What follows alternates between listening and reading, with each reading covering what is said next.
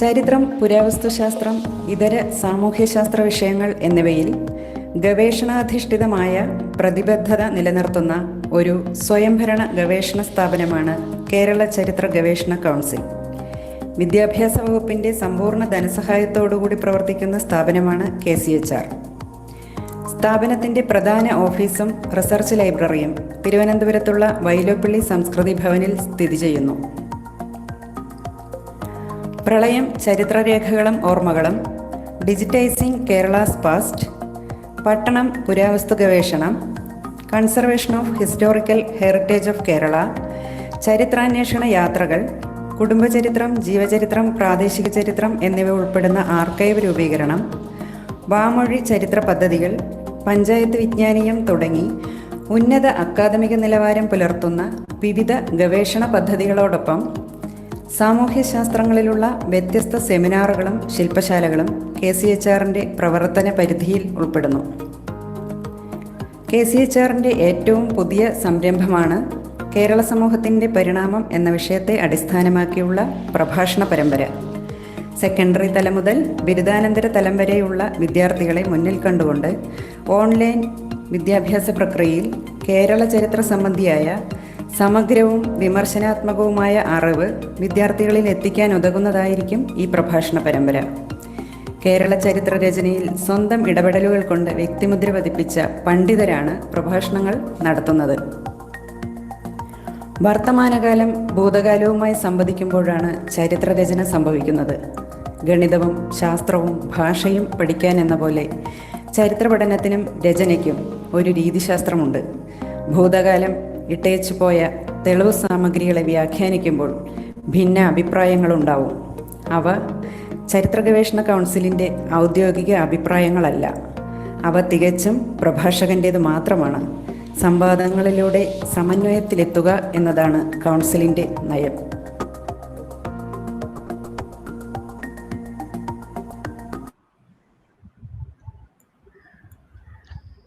നമസ്കാരം.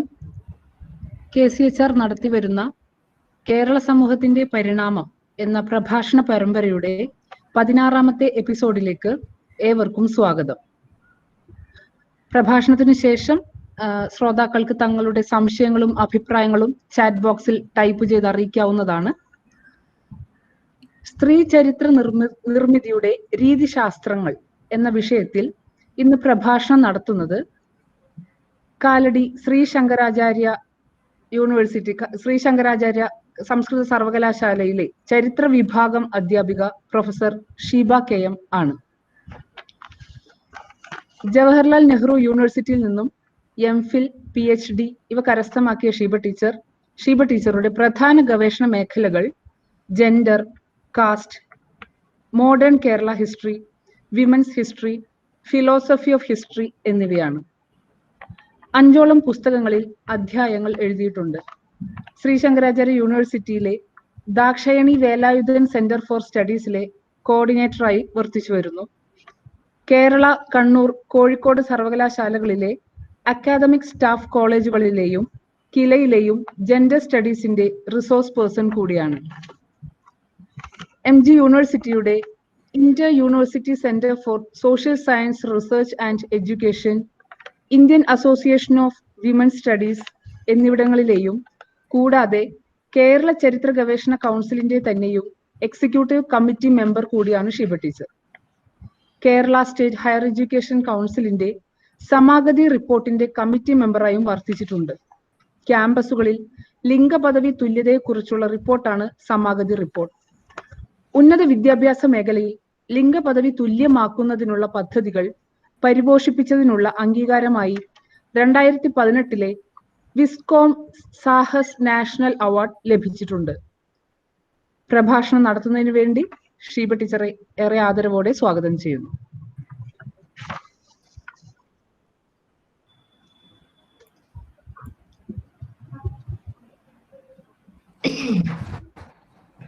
Thank you, Fashia.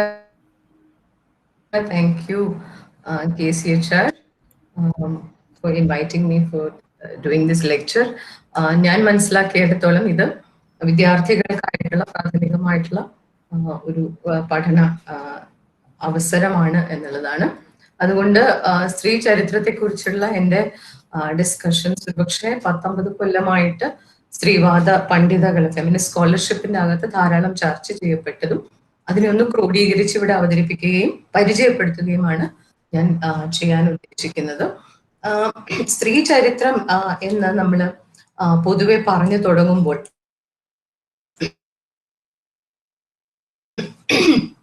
ഉണ്ടായിട്ടില്ലേ, എന്താണ് പ്രശ്നം, എന്തിനാണ് നമ്മൾ ഈ സ്ത്രീ ചരിത്രത്തിന്റെ ആവശ്യകതയെ കുറിച്ച് പറഞ്ഞു തുടങ്ങുന്നത് അല്ലെ? ഇങ്ങനെ ഒരു ആലോചനയിൽ നിന്ന് വേണം തുടങ്ങാൻ എന്നാണ് എനിക്ക് തോന്നുന്നത്. അപ്പം എന്റെ പ്രസന്റേഷൻ ഞാൻ 4 ഭാഗങ്ങളായിട്ട് തിരിക്കുകയാണ്. ഒന്ന്, നിലനിൽക്കുന്ന വിജ്ഞാന ശാഖകളെ കുറിച്ചുള്ള ഒരു വിമർശനം അല്ലെ, അവിടെ നിന്നാണ് നമ്മൾ തുടങ്ങുന്നത്. എന്താണ് പ്രശ്നം, ഏത് പ്രശ്നത്തെയാണ് നമ്മൾ അഭിമുഖീകരിക്കുന്നത്, ആ പ്രശ്നത്തെയാണല്ലോ നമ്മൾ പരിഹരിക്കാൻ പോകുന്നത് എന്നുള്ള നിലയ്ക്ക് നിലനിൽക്കുന്ന വിജ്ഞാന ശാഖകളെ കുറിച്ചുള്ള ഒരു വിമർശം, അതിൽ നിന്ന് ചരിത്രത്തിന് പ്രത്യേകമായി ചരിത്രത്തെ എടുത്തു നോക്കിക്കൊണ്ട് അതിലെ പ്രശ്നങ്ങൾ, അതിനുള്ള ബദൽ അന്വേഷണങ്ങൾ, അങ്ങനെയാണെങ്കിൽ ഈ ബദൽ അന്വേഷണങ്ങളുടെ ഭാഗമായി ചരിത്രത്തിൽ ഉൾപ്പെട്ടിട്ടില്ലാത്തവർക്ക് എങ്ങനെ ചരിത്രത്തിലേക്ക് പ്രവേശനം നേടാം എന്നുള്ളതിനെ കുറിച്ച് ആലോചനകൾ, അതിന്റെ രീതിശാസ്ത്രം, അതിന്റെ ചില ഉദാഹരണങ്ങൾ, എങ്ങനെ സ്ത്രീ ചരിത്രം എഴുതുന്നതിലേക്ക് നമുക്ക് പ്രവേശിക്കാം തുടങ്ങിയിട്ടുള്ള ഇങ്ങനെ ഒരു ഘടനയാണ് എൻ്റെ പ്രസന്റേഷനിൽ ഞാൻ ഉദ്ദേശിക്കുന്നത്. അപ്പം ഞാൻ നേരത്തെ പറഞ്ഞതുപോലെ തന്നെ വിജ്ഞാന ശാഖകളുടെ പ്രശ്നങ്ങളിൽ നിന്ന് തന്നെ തുടങ്ങാൻ തോന്നുന്നു. എന്താണ് ഈ വിജ്ഞാന ശാഖകളുടെ സ്വഭാവം എന്താണ്? നമ്മളൊക്കെയും തന്നെ ദൈനംദിനമായി പഠിച്ചുകൊണ്ടിരിക്കുന്ന ഹിസ്റ്ററി ആയാലും സോഷ്യോളജി ആയാലും ഇക്കണോമിക്സ് ആയാലും മാത്തമാറ്റിക്സ് ആയാലും ഫിസിക്സ് ആയാലും പലതരത്തിലുള്ള വിജ്ഞാന ശാഖകളുമായിട്ട് നമ്മൾ പരിചയപ്പെടുന്നുണ്ട്. അതിന്റെയൊക്കെ ഉള്ളിൽ തന്നെയാണ് നമ്മൾ പലപ്പോഴും നമ്മളെ തന്നെ പ്ലേസ് ചെയ്തിട്ടുള്ളത് അല്ലെ? നമ്മൾ അവിടെയാണ് നമ്മളുടെ പഠന വിഷയവും അതിൽ നമ്മളുടെ സർട്ടിഫിക്കറ്റ് എടുക്കലും ഒക്കെ ഈ വിജ്ഞാന ശാഖകൾക്കകത്ത് തന്നെ. ഈ വിജ്ഞാന ശാഖകളുടെ ഉത്ഭവത്തെ കുറിച്ച് അല്ലെങ്കിൽ അതിന്റെ വരവിനെ കുറിച്ച് ആലോചിക്കുകയാണെങ്കിൽ ഒരു 18ാം നൂറ്റാണ്ടിന്റെയോ അല്ലെ ജ്ഞാനോദയം എന്നൊക്കെ പറയുന്ന എൻലൈറ്റൻമെന്റ് എന്ന് പറയുന്ന ജ്ഞാനോദയത്തിന്റെ പരിസരത്തിൽ യൂറോപ്പിനകത്താണ് ഈ വിജ്ഞാന ശാഖകളൊക്കെയും തന്നെ ഉണ്ടായി വന്നതായിട്ട് നമ്മൾ അറിയുന്നത്. ഈ വിജ്ഞാന ശാഖകൾ ഉണ്ടായി വരുമ്പോൾ വാസ്തവത്തിൽ എന്താണ് സംഭവിക്കുന്നത് അല്ലെ?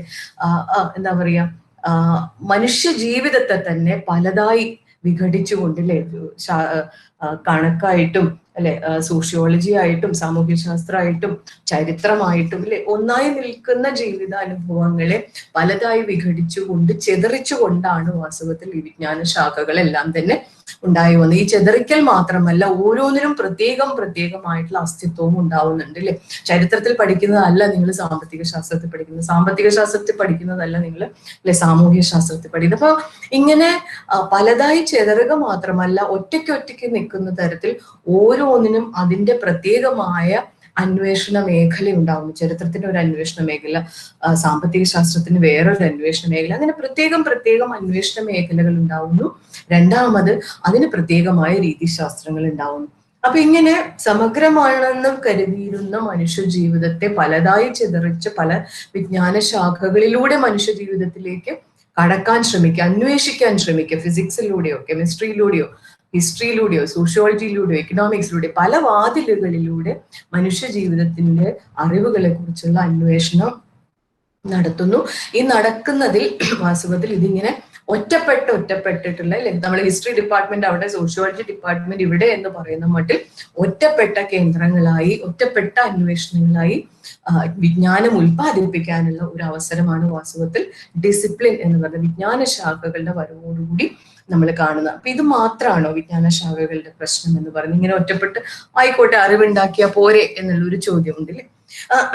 ഈ വിജ്ഞാന ശാഖകളുടെ മറ്റൊരു പ്രത്യേകത എന്ന് പറയുന്നത്, നമുക്കറിയാം മധ്യകാല യൂറോപ്പിലെ ആലോചനകളിലെ ദാർശനികമായിട്ടുള്ള ഉരുത്തിരിയലുകളിലെ ഫിലോസഫിക്കൽ ആയിട്ടുള്ള ഇവല്യൂഷൻസ് നമ്മൾ കാണുമ്പോൾ ശാസ്ത്രവും ശാസ്ത്രീയതയ്ക്കും വലിയ രീതിയിൽ പ്രാധാന്യം കൊടുക്കുന്നത് കാണാം അല്ലെ. സയന്റിഫിക് ടെമ്പർ എന്നൊക്കെ നമ്മൾ പറയുന്നു, ശാസ്ത്രബോധം, ശാസ്ത്രീയമായി അറിവ് ഉൽപ്പാദിപ്പിക്കുക എന്ന് പറയുന്നത്. അപ്പൊ ഇങ്ങനെ ശാസ്ത്രീയമായി ഉൽപ്പാദിപ്പിക്കുന്ന അറിവുകളാണ് ഈ വിജ്ഞാന ശാഖകളിലൂടെ എല്ലാം ഉൽപ്പാദിപ്പിക്കപ്പെടുന്നതെന്നും, ശാസ്ത്രീയം എന്ന് പറയുമ്പോൾ തന്നെ നമുക്കൊരു വല്ലാത്തൊരു വിശ്വാസം, ശാസ്ത്രീയമാണ് അല്ലെ, ആത്യന്തിക സത്യങ്ങൾ കൊണ്ടുവരുന്ന ശാസ്ത്രീയമാണ്, അതിന് കൃത്യമായിട്ടുള്ള ഒരു രീതിശാസ്ത്രമുണ്ട്, അത് മനുഷ്യന്റെ താല്പര്യങ്ങൾക്കൊക്കെ അപ്പുറത്ത് നിൽക്കുന്ന വസ്തുനിഷ്ഠമായിട്ടുള്ള അറിവാണെന്നൊക്കെ നമ്മൾ ശാസ്ത്രീയം എന്നുള്ള വാക്ക് കേൾക്കുമ്പോൾ തന്നെ നമുക്കുണ്ടാകുന്ന ഒരു അനുഭവമാണല്ലേ. അപ്പൊ അതുകൊണ്ട് തന്നെ ഈ വിജ്ഞാന ശാഖകളെല്ലാം ഉൽപ്പാദിപ്പിക്കുന്ന അറിവുകൾ വസ്തുനിഷ്ഠമാണെന്നും സത്യങ്ങളാണെന്നും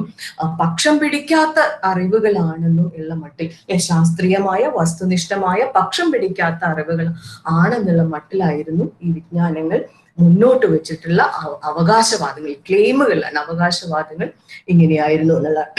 അതുകൊണ്ട് തന്നെ അറിവ് എന്ന് പറയുന്ന, വിജ്ഞാനം എന്ന് പറയുന്നത് എങ്ങനെ ഉണ്ടാക്കാം, ഇങ്ങനെ ഉണ്ടാക്കാം എന്നുള്ള സ്ഥാപനങ്ങളിലൂടെ. നമുക്കറിയാം ആധുനികത എന്ന് പറയുന്ന പലതരത്തിലുള്ള സ്ഥാപനവൽക്കരണങ്ങളുടെയും കൂടെ കാലമാണ് അല്ലെ. ആരോഗ്യ മേഖലയിലായാലും വിദ്യാഭ്യാസത്തിന്റെ മേഖലയിലായാലും പലതരം ഉൽപാദനത്തിനായാലും അല്ലെ ഫാക്ടറികൾ ഉണ്ടാവുന്നു, അറിവ് ഉൽപ്പാദിപ്പിക്കുന്ന കേന്ദ്രങ്ങളായി യൂണിവേഴ്സിറ്റികൾ ഉണ്ടാവുന്നു, ആരോഗ്യം സംരക്ഷിക്കാൻ വേണ്ടി ആശുപത്രികൾ ഉണ്ടാവുന്നു. ഇങ്ങനെ പലതരത്തിലുള്ള സ്ഥാപനങ്ങൾ ഉണ്ടായി വരുന്നുണ്ടെങ്കിൽ ഈ ആധുനിക കാലത്തിൽ, ആധുനികതയ്ക്കകത്ത് ഈ സ്ഥാപനങ്ങളിൽ, യൂണിവേഴ്സിറ്റി പോലെയുള്ള സ്ഥാപനങ്ങൾക്കകത്ത് വിജ്ഞാന ശാഖകളിലൂടെ അതിന്റെ രീതിശാസ്ത്രങ്ങൾ പിന്തുടർന്നുകൊണ്ട് ഉൽപ്പാദിപ്പിക്കുന്നതാണ് അറിവ്. അപ്പൊ അറിവ് എന്താണ് എന്നുള്ളത് തീരുമാനിക്കപ്പെടുകയാണ്. ബാക്കിയുള്ളതെല്ലാം പാരമ്പര്യ അറിവുകളൊക്കെ ആയി മാറുകയാണ്. അപ്പൊ ഇതിലൂടെ, ഈ സ്ഥാപനത്തിലൂടെ നമ്മൾ പഠിച്ചിറങ്ങുന്നതാണ് അറിവെന്നും മറ്റേത് അറിവ് ഒരു രണ്ടാം കിട അല്ലെ, പാരമ്പര്യ അറിവുകൾ എന്നുള്ള മട്ടിൽ തള്ളിപ്പോവാൻ ചെയ്യും. അപ്പൊ ഇങ്ങനെ വിജ്ഞാനത്തിനെ തന്നെ നമ്മൾ കാണുന്ന ഒരു രീതി, ഏതാണ് നമ്മൾ അവലംബിക്കുന്നത്, ഏതാണ് നമ്മൾ പിന്തുടരുന്നത്, ഏതാണ് കേമപ്പെട്ടത് എന്ന് നമ്മൾ മുന്നോട്ട് വെക്കുന്ന അറിവുകൾക്ക് തന്നെ ഒരു തീരുമാനം വാസ്തവത്തിൽ ഉണ്ടായി വരുന്നതായി കാണാം. അപ്പൊ നമ്മൾ പൊതുവെ ഇപ്പം അധിനിവേശവുമായിട്ട് ബന്ധപ്പെട്ട് ഈ അറിവുകൾ, ഈ വിജ്ഞാന ശാഖകളൊക്കെയും തന്നെ ഒരു ശൂന്യതയിൽ നിന്നല്ല ഉണ്ടാവുന്നത്. യൂറോപ്പിന്റെ പലതരത്തിലുള്ള ചരിത്ര പ്രക്രിയകളുടെ പശ്ചാത്തലത്തിൽ തന്നെയാണ് ഈ വിജ്ഞാന ശാഖകൾ ഓരോന്നും ഉണ്ടാവുന്നത്. നമുക്ക് വളരെ സൂക്ഷ്മമായി നോക്കിക്കഴിഞ്ഞു കഴിഞ്ഞാൽ അധിനിവേശവുമായി ബന്ധപ്പെട്ടിട്ട്, കൊളോണിയലിസം, അധിനിവേശവുമായി ബന്ധപ്പെട്ട് വാസ്തവത്തിൽ എവിടെയൊക്കെ അധിനിവേശം ചെന്ന് കയറുന്നുണ്ടോ അവിടെയൊക്കെയും ഈ വിജ്ഞാന ശാഖകളുടെ സാധുത, ലെജിറ്റിമസി എന്ന് പറയുന്നത്, ഇതാണ് വിജ്ഞാനം എന്നുള്ള മട്ടിൽ ഇതിന്റെ സാധുത അവിടെയൊക്കെയും തന്നെ പ്രസരിപ്പിക്കാൻ വാസ്തവത്തിൽ അധിനിവേശ ശക്തികൾക്ക് കഴിയുന്നുണ്ട്. അതുകൊണ്ട് തന്നെ അധിനിവേശ കാലത്ത് ഉണ്ടാക്കിയെടുക്കപ്പെടുന്ന അറിവുകൾ നമുക്കറിയാലേ, ബ്രിട്ടീഷുകാർ വരുന്നു, ജെയിംസ് മില്ല് ചരിത്രം എഴുതുന്നു അല്ലെ, ഇങ്ങനെ സർവേകൾ ഉണ്ടാവുന്നു, ഗസറ്റുകൾ ഉണ്ടാവുന്നു, ആനൽസ് ഉണ്ടാവുന്നു. അപ്പൊ ഇങ്ങനെ ഒരു പ്രദേശത്തെ കുറിച്ചുള്ള അറിവുകൾ ഇങ്ങനെ ഒപ്പിയെടുക്കുന്ന തരത്തിൽ ഈ വിജ്ഞാന ശാഖകളൊക്കെയും ഉപയോഗിക്കപ്പെട്ടു. ഒരു ജനതയുടെ കഴിഞ്ഞ കാലം എങ്ങനെയായിരുന്നു എന്ന് പറയാൻ ചരിത്രം, ഉൽപാദനം എങ്ങനെയായിരുന്നു എന്ന് പറയാൻ എക്കണോമിക്സ്, ഈ കിൻഷിപ്പ് റിലേഷൻഷിപ്സിലെ ചർച്ച ബന്ധങ്ങൾ എന്തൊക്കെയാണെന്ന് പറയാൻ സോഷ്യോളജി. ഇങ്ങനെ ഓരോ വിജ്ഞാന ശാഖകളിലൂടെയും ഒരു പ്രദേശത്തെ തന്നെ ഒപ്പിയെടുക്കുന്ന തരത്തിലുള്ള അറിവുകളെ ഇങ്ങനെ ഒപ്പിയെടുക്കുന്ന തരത്തിലുള്ള പ്രക്രിയകൾ നടക്കുന്നു. അപ്പൊ അതുകൊണ്ട് ഈ അറിവ് എന്ന് പറയുന്നത്, നമ്മൾ സാധാരണ പൊതുബോധത്തിൽ നമ്മൾ പറയില്ല അറിവ് അധികാരമാണ് എന്നൊക്കെ പറയും. അതിനോടൊപ്പം തന്നെ കൂട്ടിച്ചേർക്കേണ്ട ഒരു കാര്യം, ഈ അറിവുകൾ എന്ന് പറയുന്നത് അധികാരത്തെ മുന്നോട്ട് കൊണ്ടുപോകാൻ അല്ലെങ്കിൽ അധികാരത്തെ പുനരുൽപാദിപ്പിക്കാൻ ഉപയോഗിക്കപ്പെടുന്ന അറിവുകൾ കൂടിയായി മാറി എന്നുള്ളതാണ്. അങ്ങനെ ഒരു ജനതയെ തന്നെ പഠിക്കാനും അവരുടെ മേലെയുള്ള അധിനിവേശം ഉറപ്പിക്കാനും ഈ വിജ്ഞാന ശാഖകളിലൂടെ കഴിഞ്ഞു. അപ്പൊ ഇതിങ്ങനെ പലതരം എന്താ പറയുക ചുറ്റുപാടുകളിലാണ് ഈ വിജ്ഞാന ശാഖകളൊക്കെ ഉണ്ടാവുന്നുള്ളത്. അതുകൊണ്ട് തന്നെ ഇപ്പൊ ഇന്ത്യയിലൊക്കെ ചരിത്രം നോക്കിക്കഴിഞ്ഞു കഴിഞ്ഞാൽ രേഖീയമായ ചരിത്രം, ഒരു കാലം കഴിഞ്ഞ് അടുത്ത കാലം, അത് കഴിഞ്ഞിട്ട് അടുത്ത കാലം എന്നുള്ള മട്ടിലുള്ള രേഖീയമായ ലീനിയർ ചരിത്ര രചന ഇതിനു മുമ്പ് ഉണ്ടായിരുന്നില്ലാത്തത് കൊണ്ട് തന്നെ ബ്രിട്ടീഷുകാർ വരികയും അങ്ങനെ എഴുതുകയും ചെയ്ത ഒരു ചരിത്രം നമ്മുടെ മുമ്പിൽ അവതരിപ്പിക്കുമ്പോൾ നമ്മളൊക്കെയും തന്നെ നമ്മൾക്ക് കണ്ണാടി നോക്കാണല്ലോ, ഇങ്ങനെയായിരുന്നു നമ്മുടെ കഴിഞ്ഞ കാലം എന്നുള്ള മട്ടിൽ നമ്മളെ തന്നെ ഈ കണ്ണാടിയിൽ കണ്ടുകൊണ്ട് അല്ലെ സെൽഫ് ഡിസ്കവറി അല്ലെ എന്നൊക്കെ പറയുന്ന നമ്മുടെ തന്നെ ഭൂതകാലത്തെ നമ്മൾ ഇവർ കാണിക്കുന്ന കണ്ണാടിയിലൂടെ കണ്ടു വരുന്നില്ല. അപ്പം ചരിത്രമെന്നോ വിജ്ഞാനമെന്നോ പറയുന്നത് വളരെ നിഷ്കളങ്കമായിട്ടുള്ള ഒരു അറിവുൽപാദനമല്ല എന്നും അതിന് കൃത്യമായ അധികാരത്തിന്റെ ചുറ്റുപാടുകൾ ഉണ്ടെന്നും അത്തരം അധികാരങ്ങളുടെ ഒരു ചുറ്റുപാടിൽ തന്നെയാണ് എന്താണ് അറിവായി മാറുന്നത്, എന്താണ് അറിവിന്റെ പുറത്തേക്ക് തള്ളപ്പെടുന്നത് എന്നുള്ള ആ ഒരു സൂചന കൂടി നമുക്ക് ഇതിന്റെ കൂടെ വായിച്ചെടുക്കേണ്ടതുണ്ടെന്ന് കാണാം. അപ്പം ബെർണാഡ് കോയിനൊക്കെ ഇതിനെ കുറിച്ച് ധാരാളം പറയുന്നുണ്ട്. ഹിസ്റ്റോറിയോഗ്രാഫിക് മോഡാലിറ്റി എന്ന് പറയുന്ന ചരിത്രം എടുക്കുന്നതിൽ ആ പ്രക്രിയയിലൂടെ എങ്ങനെയാണ് കൊളോണിയൽ അധിനിവേശ അധികാരങ്ങൾ മുന്നോട്ട് കൊണ്ടുപോയത് എന്നുള്ളത്. അപ്പൊ അധികാരം നമ്മൾ ഇന്ന് വളരെ സിമ്പിളായിട്ട് യൂറോസെൻട്രിക് എന്നൊക്കെ പറയും, അല്ലെ? യൂറോപ്പിന്റെ ഒരു കാഴ്ചയിൽ നിന്ന് ആഫ്രിക്ക ഡാർക്ക് കോണ്ടിനെന്റ് ആയി പോയി എന്നൊക്കെ പറയുന്നില്ല. അപ്പൊ അങ്ങനെ യൂറോപ്പിന്റെ ഒരു കാഴ്ചയിൽ നിന്ന്, അല്ലെങ്കിൽ യൂറോപ്പിന്റെ അധികാരത്തിന്റെ കാഴ്ചയിൽ നിന്നൊക്കെ തന്നെ ചരിത്രം ഉണ്ടായി വന്നതായിട്ട് കാണാം. അപ്പൊ ഇങ്ങനെ അപ്പം മാത്രവുമല്ല, ഈ വിജ്ഞാന ശാഖകളുടെയൊക്കെ ഒരു അടിസ്ഥാനം എന്ന് പറയുന്നത്, അടിസ്ഥാന ദാർശനിക തത്വങ്ങൾ എന്ന് പറയുന്നത് പോസിറ്റിവിസം പോലെയുള്ള ഒരു ഫിലോസഫിയിൽ നിന്നാണെന്ന് കാണാം. എന്താണ് പോസിറ്റിവിസവും ഇതുമായിട്ടുള്ള ബന്ധം? പോസിറ്റിവിസം കൊണ്ട് എന്താണ് ഒരു പ്രശ്നം വരുന്നത്? വളരെ ലളിതമായി പറഞ്ഞു കഴിഞ്ഞാൽ പോസിറ്റിവിസം നമ്മളോട് പറയുന്നത്, അല്ലെ, നമ്മുടെ ചുറ്റുമുള്ള ജീവിതത്തെക്കുറിച്ചോ നമ്മള് ഡാറ്റ കളക്ട് ചെയ്യുന്നതോ ഇന്ദ്രിയങ്ങളിലൂടെ, അല്ലെ, എംപിറിക്കൽ എന്ന് പറയുന്ന ഈ പഞ്ചേന്ദ്രിയങ്ങളിലൂടെ ഡാറ്റ കളക്ട് ചെയ്യുകയും മനുഷ്യന്റെ യുക്തിബോധത്തിലൂടെയും ചിന്തയിലൂടെയും അതിനെ പ്രോസസ് ചെയ്തെടുത്തുകൊണ്ട്, അതിനെ മാറ്റി തീർത്തുകൊണ്ട്, വിശകലനം ചെയ്തുകൊണ്ട് അറിവുകൾ ഉണ്ടാക്കുക എന്ന് പറയുന്നത്. അപ്പൊ ഇങ്ങനെ ഒരു പ്രക്രിയ പോസിറ്റിവിസം അടിവരയിട്ട് കാണിക്കുന്നുണ്ട്. അപ്പൊ ഇങ്ങനെ അതുകൊണ്ട് തന്നെ നമ്മള് പ്രകൃതിയെയും നാച്ചുറൽ വേൾഡിനെയും ഒക്കെ കാണുന്നത് പോലെ ഒരു മഞ്ഞുതുള്ളി എങ്ങനെ ഉണ്ടാവുന്നു, അല്ലെങ്കിൽ വെള്ളം എങ്ങനെ ഉണ്ടാവുന്നു, ഇടി എങ്ങനെ ഉണ്ടാവുന്നു എന്നൊക്കെ നമ്മൾ കുറെ കാലം ഒബ്സർവ് ചെയ്തുകൊണ്ട് പിന്നെ പരീക്ഷണങ്ങൾക്ക് വിധേയമാക്കിക്കൊണ്ട് സത്യങ്ങളിൽ എത്തുക എന്ന് പറയും. അതേ പ്രക്രിയ സാമൂഹ്യ ശാസ്ത്രങ്ങൾക്കും സാമൂഹ്യ നിയമങ്ങൾക്കും ബാധകമാണ് എന്നുള്ള മട്ടിൽ ശാസ്ത്രീയതയാണല്ലോ. അപ്പൊ എല്ലാ അറിവുകളും ഉണ്ടാക്കേണ്ടുന്ന രീതി ഇങ്ങനെയാണ് എന്ന് സ്ഥാപിക്കപ്പെടുകയാണ് ചെയ്തത്. അതുകൊണ്ട് സാമൂഹ്യ ശാസ്ത്രങ്ങൾക്കും ഇത് ബാധകമാണെന്നും സാമൂഹ്യ ശാസ്ത്രങ്ങൾക്കകത്തും അറിവുകൾ ഇങ്ങനെയൊക്കെ തന്നെ ശാസ്ത്രീയമായി ഉണ്ടാക്കേണ്ടതാണെന്നുള്ള നിർബന്ധങ്ങളിലേക്ക് ഈ വിജ്ഞാന ശാഖകൾക്കകത്ത് നമുക്ക് പോകേണ്ടി വരുന്നതായിട്ട് കാണാം. അതുകൊണ്ട് ആർക്കും പോയി പെറുക്കിയെടുക്കാവുന്ന തരത്തിൽ ഒരു സത്യം അവിടെ ഉണ്ട് എന്നുള്ള നിലയ്ക്ക്, നിങ്ങൾ രീതിശാസ്ത്രം പാലിച്ചാൽ മാത്രം മതി, രീതിശാസ്ത്രം ഉണ്ടല്ലോ അത് പാലിക്കുക, ഏറ്റവും വസ്തുനിഷ്ഠമായ അറിവുകൾ ഉണ്ടാക്കാനാണ് നമ്മളോട് നമ്മുടെ ശാസ്ത്രീയ ബോധം ആവശ്യപ്പെടുന്നത്. അങ്ങനെയാണെങ്കിൽ ആർക്കും പോയി പെറുക്കിയെടുക്കാൻ പറ്റുന്ന, ആർക്കും പോയി ഒരേപോലെ ഉൽപ്പാദിപ്പിക്കാൻ പറ്റുന്ന സത്യങ്ങളാണ് ഈ വിജ്ഞാനങ്ങളിലൂടെ ഉൽപ്പാദിപ്പിക്കപ്പെടുന്നത്. നിഷ്പക്ഷമാണ്, വസ്തുനിഷ്ഠമാണ്, പക്ഷം പിടിക്കാത്തതാണ്, ശാസ്ത്രീയമാണ്. ഇത്തരം അവകാശവാദങ്ങളാണ് ഇതിന്റെ മുമ്പിലുള്ളത്. മാത്രവുമല്ല, ഈ ഉൽപ്പാദിപ്പിക്കുന്ന ആൾ എന്ന് പറയുന്നത് വളരെ കേമപ്പെട്ട ആളാണ്. ഈ സ്ഥാപനങ്ങളിലൂടെ ഇതിന്റെ രീതിശാസ്ത്രം പഠിച്ച് എല്ലാം അറിയുന്ന ഒരു എക്സ്പേർട്ട് എന്നുള്ള നിലയ്ക്ക് ഉള്ള ഒരു ഗവേഷകൻ ഉണ്ടായിരുന്നുള്ളൂ. ഗവേഷകയെ കുറിച്ച് നമ്മൾ പിന്നെ സംസാരിച്ച് കൊണ്ടുവരേണ്ടുന്ന ഒരു വ്യക്തിയാവുന്നു. അപ്പൊ ഗവേഷകൻ എന്ന് പറയുന്ന എല്ലാ അറിവിന്റെ മേലെ അധികാരമുള്ള എക്സ്പേർട്ട് എന്ന് പറയുന്ന എല്ലാ മികവുകളുമുള്ള ആൾ പോയി പെറുക്കിയെടുത്ത് കൊണ്ടുവന്ന് വെക്കുന്ന സത്യങ്ങളായി മാറുന്നുണ്ട് ഇതിനകത്ത് കൂടിയുള്ള വിജ്ഞാനങ്ങൾ എന്ന് കാണുന്നത്. അപ്പൊ നിങ്ങൾക്ക് ദൈനംദിന ജീവിതത്തെയോ ഒന്നുമല്ല, നമ്മൾ വസ്തുനിഷ്ഠമായി പെറുക്കിയെടുക്കാമെന്ന് യുക്തിയുടെ മേഖലയിലുള്ള കാര്യങ്ങൾ മാത്രമേ ഈ വിജ്ഞാനങ്ങൾക്കകത്തേക്ക് വരുന്നുള്ളൂ എന്നും നമുക്ക് കാണാം. അപ്പം വസ്തുനിഷ്ഠമാണ്, സത്യമാണ്, ശാസ്ത്രീയമാണ് എന്നൊക്കെയുള്ള അവകാശവാദങ്ങൾ വാസ്തവത്തിൽ ഒളിപ്പിച്ചു വെച്ചിരുന്നത് രീതിശാസ്ത്രത്തിന്റെ പുകമറയ്ക്ക് പിന്നിലാണ്.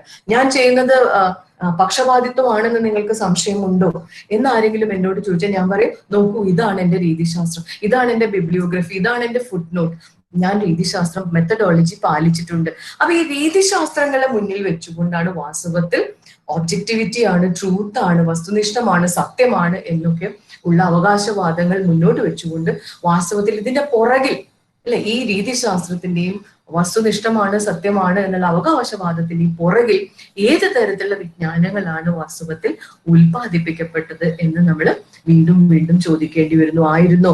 വസ്തുനിഷ്ഠമായിരുന്നോ? അങ്ങനെ വസ്തുനിഷ്ഠത സാധ്യമാണോ? അങ്ങനെ ഒരു ആത്യന്തിക സത്യങ്ങൾ നമുക്ക് പെറുക്കിയെടുത്ത് കൊണ്ടുവന്ന് വിജ്ഞാനമായി മുന്നോട്ട് വെക്കാൻ പറ്റുമോ? ഇത്തരം ചോദ്യങ്ങൾ വാസ്തവത്തിൽ ഒരുപക്ഷെ 1920 മുതൽ ഒന്നാം ലോക മഹായുദ്ധത്തിന് ശേഷം ഉണ്ടായി വന്നിട്ടുള്ള വലിയ തരത്തിലുള്ള നിരാശകളുണ്ട്.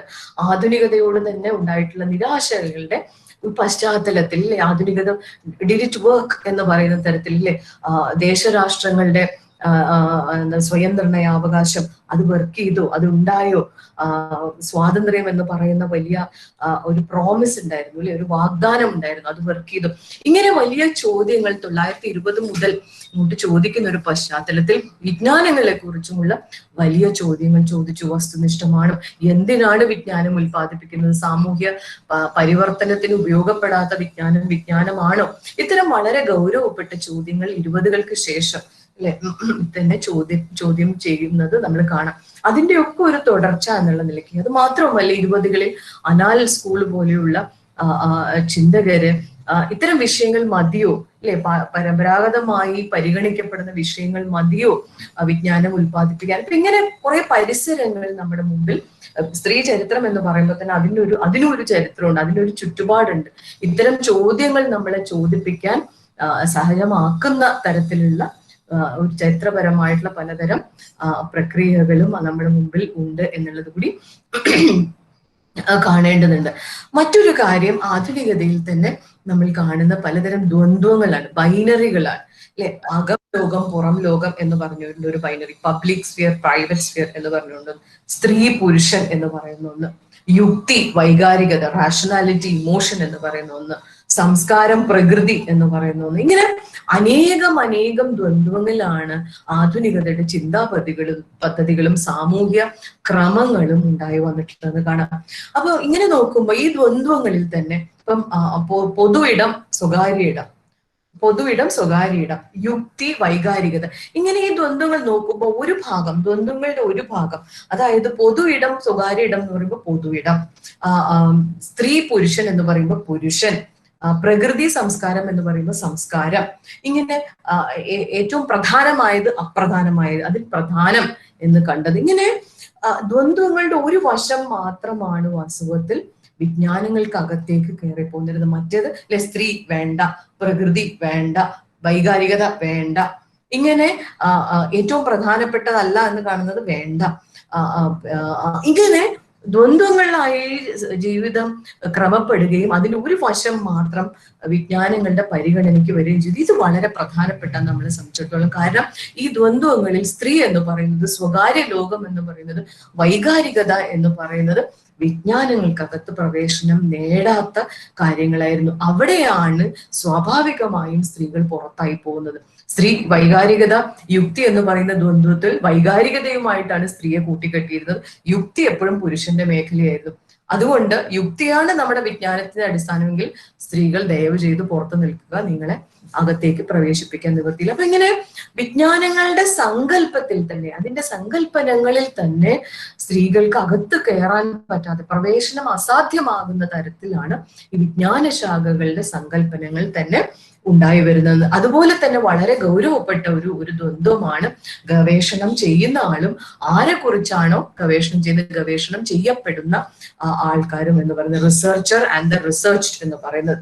ഇത് വളരെ നമ്മളെ സംബന്ധിച്ചിടത്തോളം, പ്രത്യേകിച്ചും സ്ത്രീ ചരിത്രങ്ങൾ എഴുതുമ്പോൾ ഇത് നമ്മളെ സംബന്ധിച്ചിടത്തോളം ഇത് വളരെ ഗൗരവപ്പെട്ടിട്ടുള്ള ഒരു ബൈനറി. ഇങ്ങനെ റിസർച്ച്ഡ് ഇപ്പുറത്തും റിസർച്ചർ ഇപ്പുറത്തും റിസർച്ച്ഡ് ആയിട്ടുള്ള ആൾ അപ്പുറത്തും നിൽക്കുന്ന ഈ വലിയ ദ്വന്ദ്വ ലോകങ്ങളാണോ വേണ്ടത്, അതോ ഈ ഇടയിൽ നിൽക്കുന്ന ഈ വേലിക്കെട്ടുകളെ തകർത്തുകൊണ്ട് ഒന്നിച്ച് അല്ലെ ഒരേപോലെ ഹൊറിസോണ്ടലി ഉണ്ടാക്കിയെടുക്കുന്ന വിജ്ഞാനമാണോ വേണ്ടതെന്നൊക്കെ പിന്നീട് സ്ത്രീ ചരിത്രം എഴുതുന്ന സമയത്ത് നമ്മൾ ചോദിക്കണ്ടേ.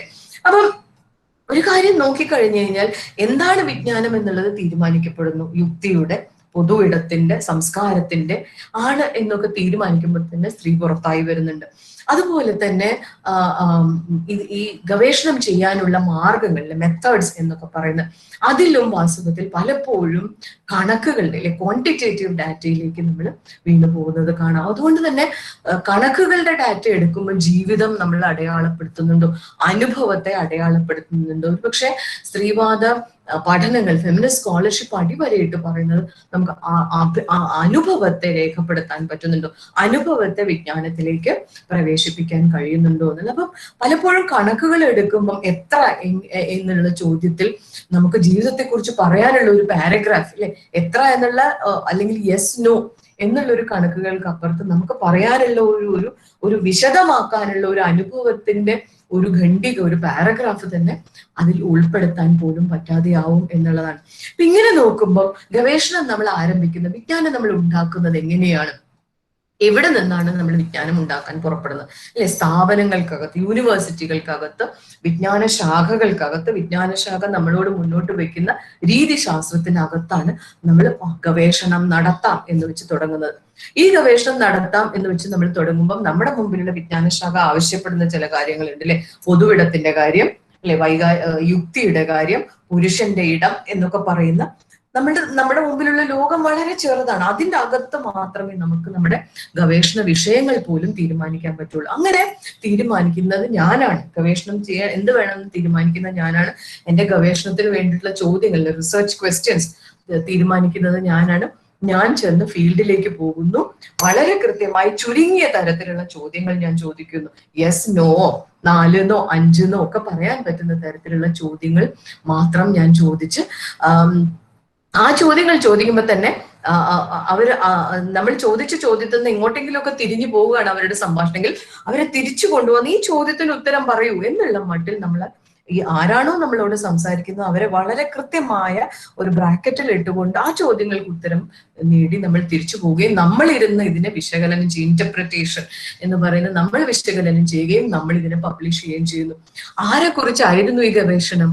ഗവേഷണം ചെയ്യുന്നത് റിസർച്ച്ഡ് ആയിട്ടുള്ള ഒരു സാമൂഹ്യ വിഭാഗത്തെ കുറിച്ചാണെങ്കിൽ ഒടുക്കം ചെന്ന് നോക്കുമ്പോൾ ഈ ഗവേഷണത്തിൽ അവരാണോ ഞാനാണോ ഉള്ളത് അല്ലെ? തുടങ്ങിയത് ഞാനാണ്. എന്ത് ഗവേഷണം ചെയ്യണമെന്ന് ഞാനാണ് തീരുമാനിക്കുന്നത്, എന്ത് ചോദ്യങ്ങൾ ചോദിക്കണമെന്ന് ഞാനാണ് തീരുമാനിക്കുന്നത്. ഈ ചോദ്യങ്ങൾ എന്ന് പറയുന്നതിന് വളരെ പരിമിതമായ ഉത്തരങ്ങൾ കിട്ടാൻ സാധ്യതയുള്ള ചോദ്യങ്ങളാണ്. അതിന് ഉത്തരങ്ങൾ നേടി ഞാൻ തന്നെ വിശകലനം ചെയ്ത് ഞാൻ തന്നെ പബ്ലിഷ് ചെയ്തപ്പം ഇതിൽ ഉടനീളം ഞാനാണ് റിസർച്ചർ എന്ന് പറയുന്ന ഞാനാണുള്ളത്. നേരത്തെ നമ്മൾ പറഞ്ഞ പോലെ റിസർച്ചർ ഇപ്പുറത്തും റിസർച്ച്ഡ് അപ്പുറത്തുമായിട്ടുള്ള വലിയ ഒരു വേലിക്കെട്ട് നടുക്കലുണ്ട്. അപ്പൊ ഞാൻ അവിടെ ചെന്ന് ഏതാനും ചില അറിവുകൾ പെറുക്കിയെടുത്ത് ബാക്കിയെല്ലാം എന്റെ മേഖലയിലാണ് അല്ലെ? അപ്പൊ ഒരു ഗവേഷണം, ഒരു പഠനം നിങ്ങൾ നോക്കുമ്പോൾ അതിൽ ആരെയാണ് നിങ്ങൾ കാണുക?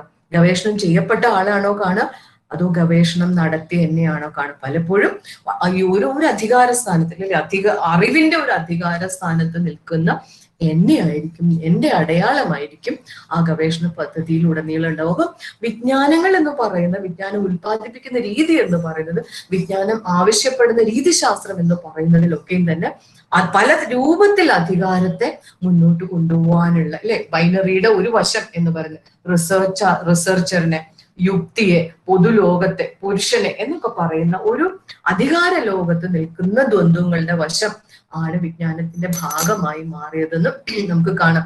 അപ്പൊ ഇങ്ങനെ ഉൽപ്പാദിപ്പിക്കപ്പെട്ട വിജ്ഞാനങ്ങളിൽ വാസ്തവത്തിൽ ആരുണ്ടായി, ആരൊക്കെ പുറത്തായി അല്ലെ?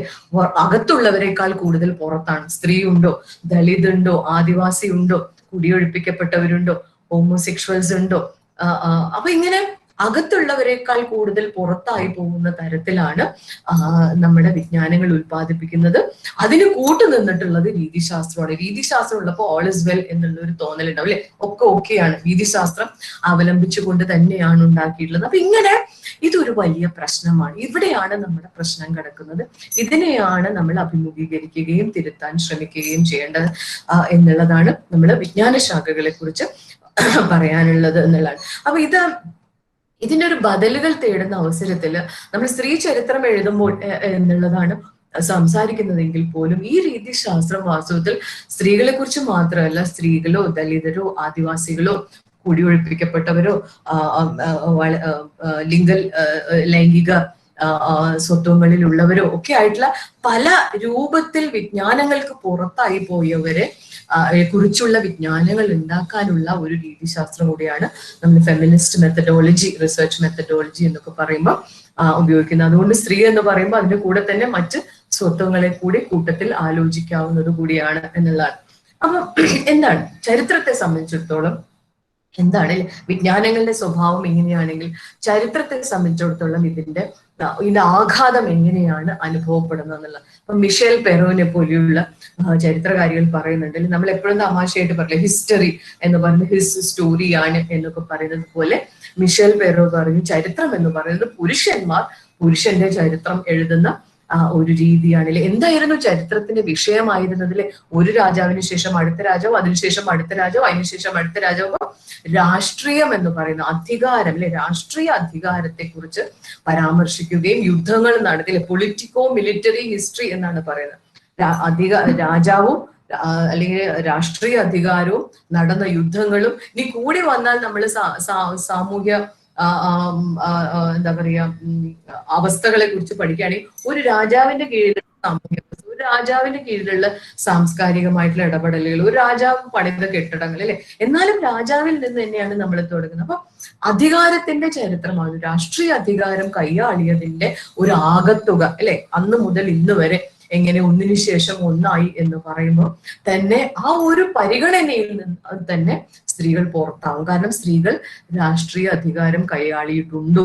ഉമാ ചക്രവർത്തി കുങ്കും റോയും കൂടി എഴുതിയ ലേഖനത്തിൽ അവർ പറയുന്നുണ്ട്, നിത്യജീവിതത്തിൽ തന്നെ അധികാരം കൈയാളാൻ ബുദ്ധിമുട്ടിയിരുന്ന സ്ത്രീ എങ്ങനെയായിരിക്കും അല്ലെ ചരിത്രത്തിന്റെ ഒരു അധികാരത്തിന്റെ ഇടത്തേക്ക് എങ്ങനെയായിരിക്കും നുഴഞ്ഞോ കയറിയിട്ടുണ്ടാവുക?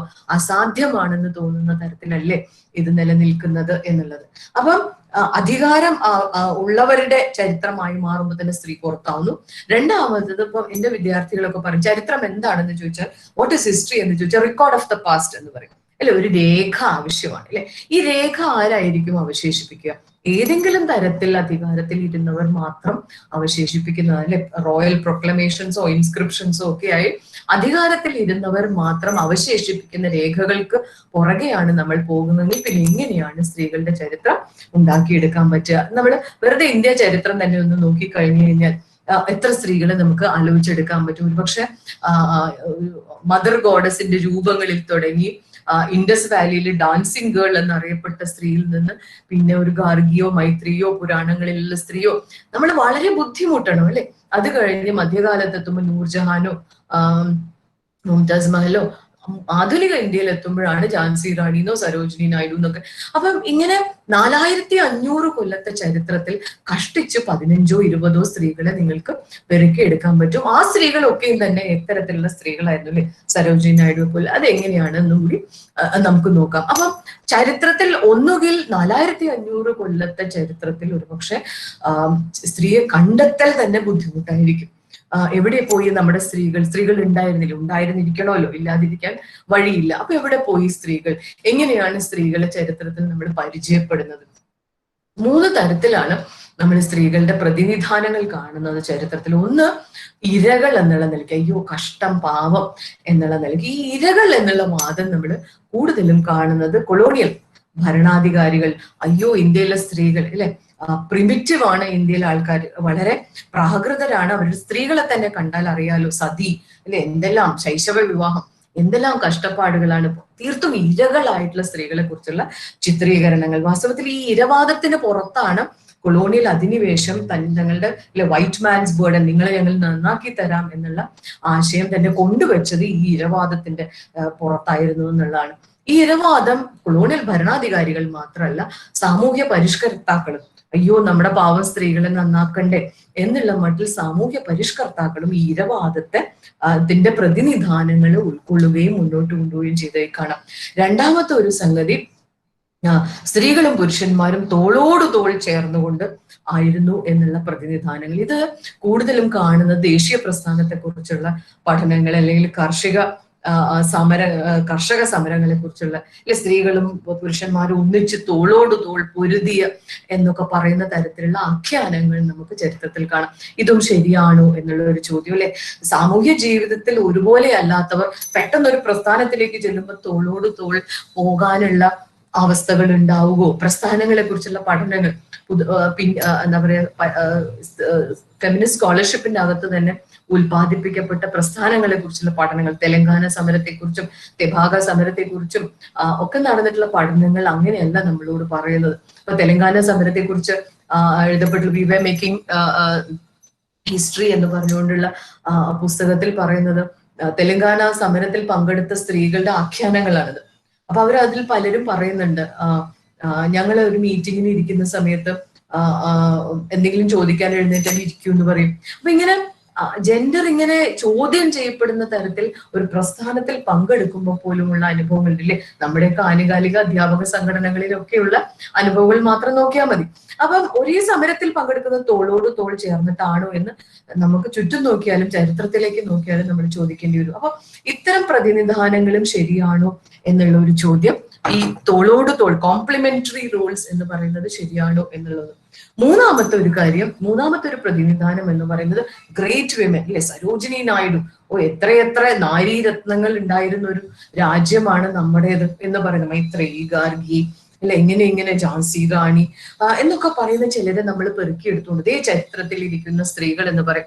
ഇവരൊക്കെയും തന്നെ ആരായിരുന്നു എന്ന് ചോദിക്കുമ്പോൾ അല്ലെ, സ്ത്രീകൾക്ക് കൽപ്പിച്ചു കൊടുത്തിട്ടുള്ള ലോകങ്ങളെ മറികടന്നുകൊണ്ട് അല്ലെ, പുരുഷന്റെ ലോകത്തേക്ക് പ്രസംഗിക്കാനും യുദ്ധം ചെയ്യാനും ഒക്കെ അല്ലെ. എനിക്ക് തോന്നുന്നു വിൻസെന്റ് സ്മിത്തോ മറ്റോടെ ലക്ഷ്മിബായിയെ കുറിച്ച് പറഞ്ഞത് യുദ്ധക്കളത്തിലുള്ള ഏക പുരുഷൻ എന്ന് റാണി ലക്ഷ്മിബായിയെ കുറിച്ച്. അപ്പൊ പുരുഷന്റെ ലോകത്തേക്ക് എത്താൻ പറ്റുന്ന, സ്ത്രീകൾക്ക് കൽപ്പിച്ചുള്ള ലോകങ്ങളെ മറികടന്ന്, അപ്പൊ ഇങ്ങനെയുള്ള സ്ത്രീകൾ, അപ്പൊ ഇങ്ങനെ 3 പ്രതിനിധാനങ്ങളാണ് കൂടിയും കുറഞ്ഞും നമ്മൾ ചരിത്രത്തിൽ കാണുന്നത്. ഒന്നുകിൽ ഇരകളായിട്ട്, അല്ലെങ്കിൽ തോളോട് തോൾ ചേർന്ന്, അല്ലെങ്കിൽ ഗ്രേറ്റ് വിമൻ അല്ലെ, വലിയ കാര്യങ്ങൾ ചെയ്തു എന്ന് പറയുന്നത്. ഈ വലിയ കാര്യങ്ങൾ ചെയ്തവർ തന്നെ എത്ര അല്ലെ സാധാരണക്കാരായ സ്ത്രീകൾ ഉണ്ടായിരുന്നു ഇതിൽ?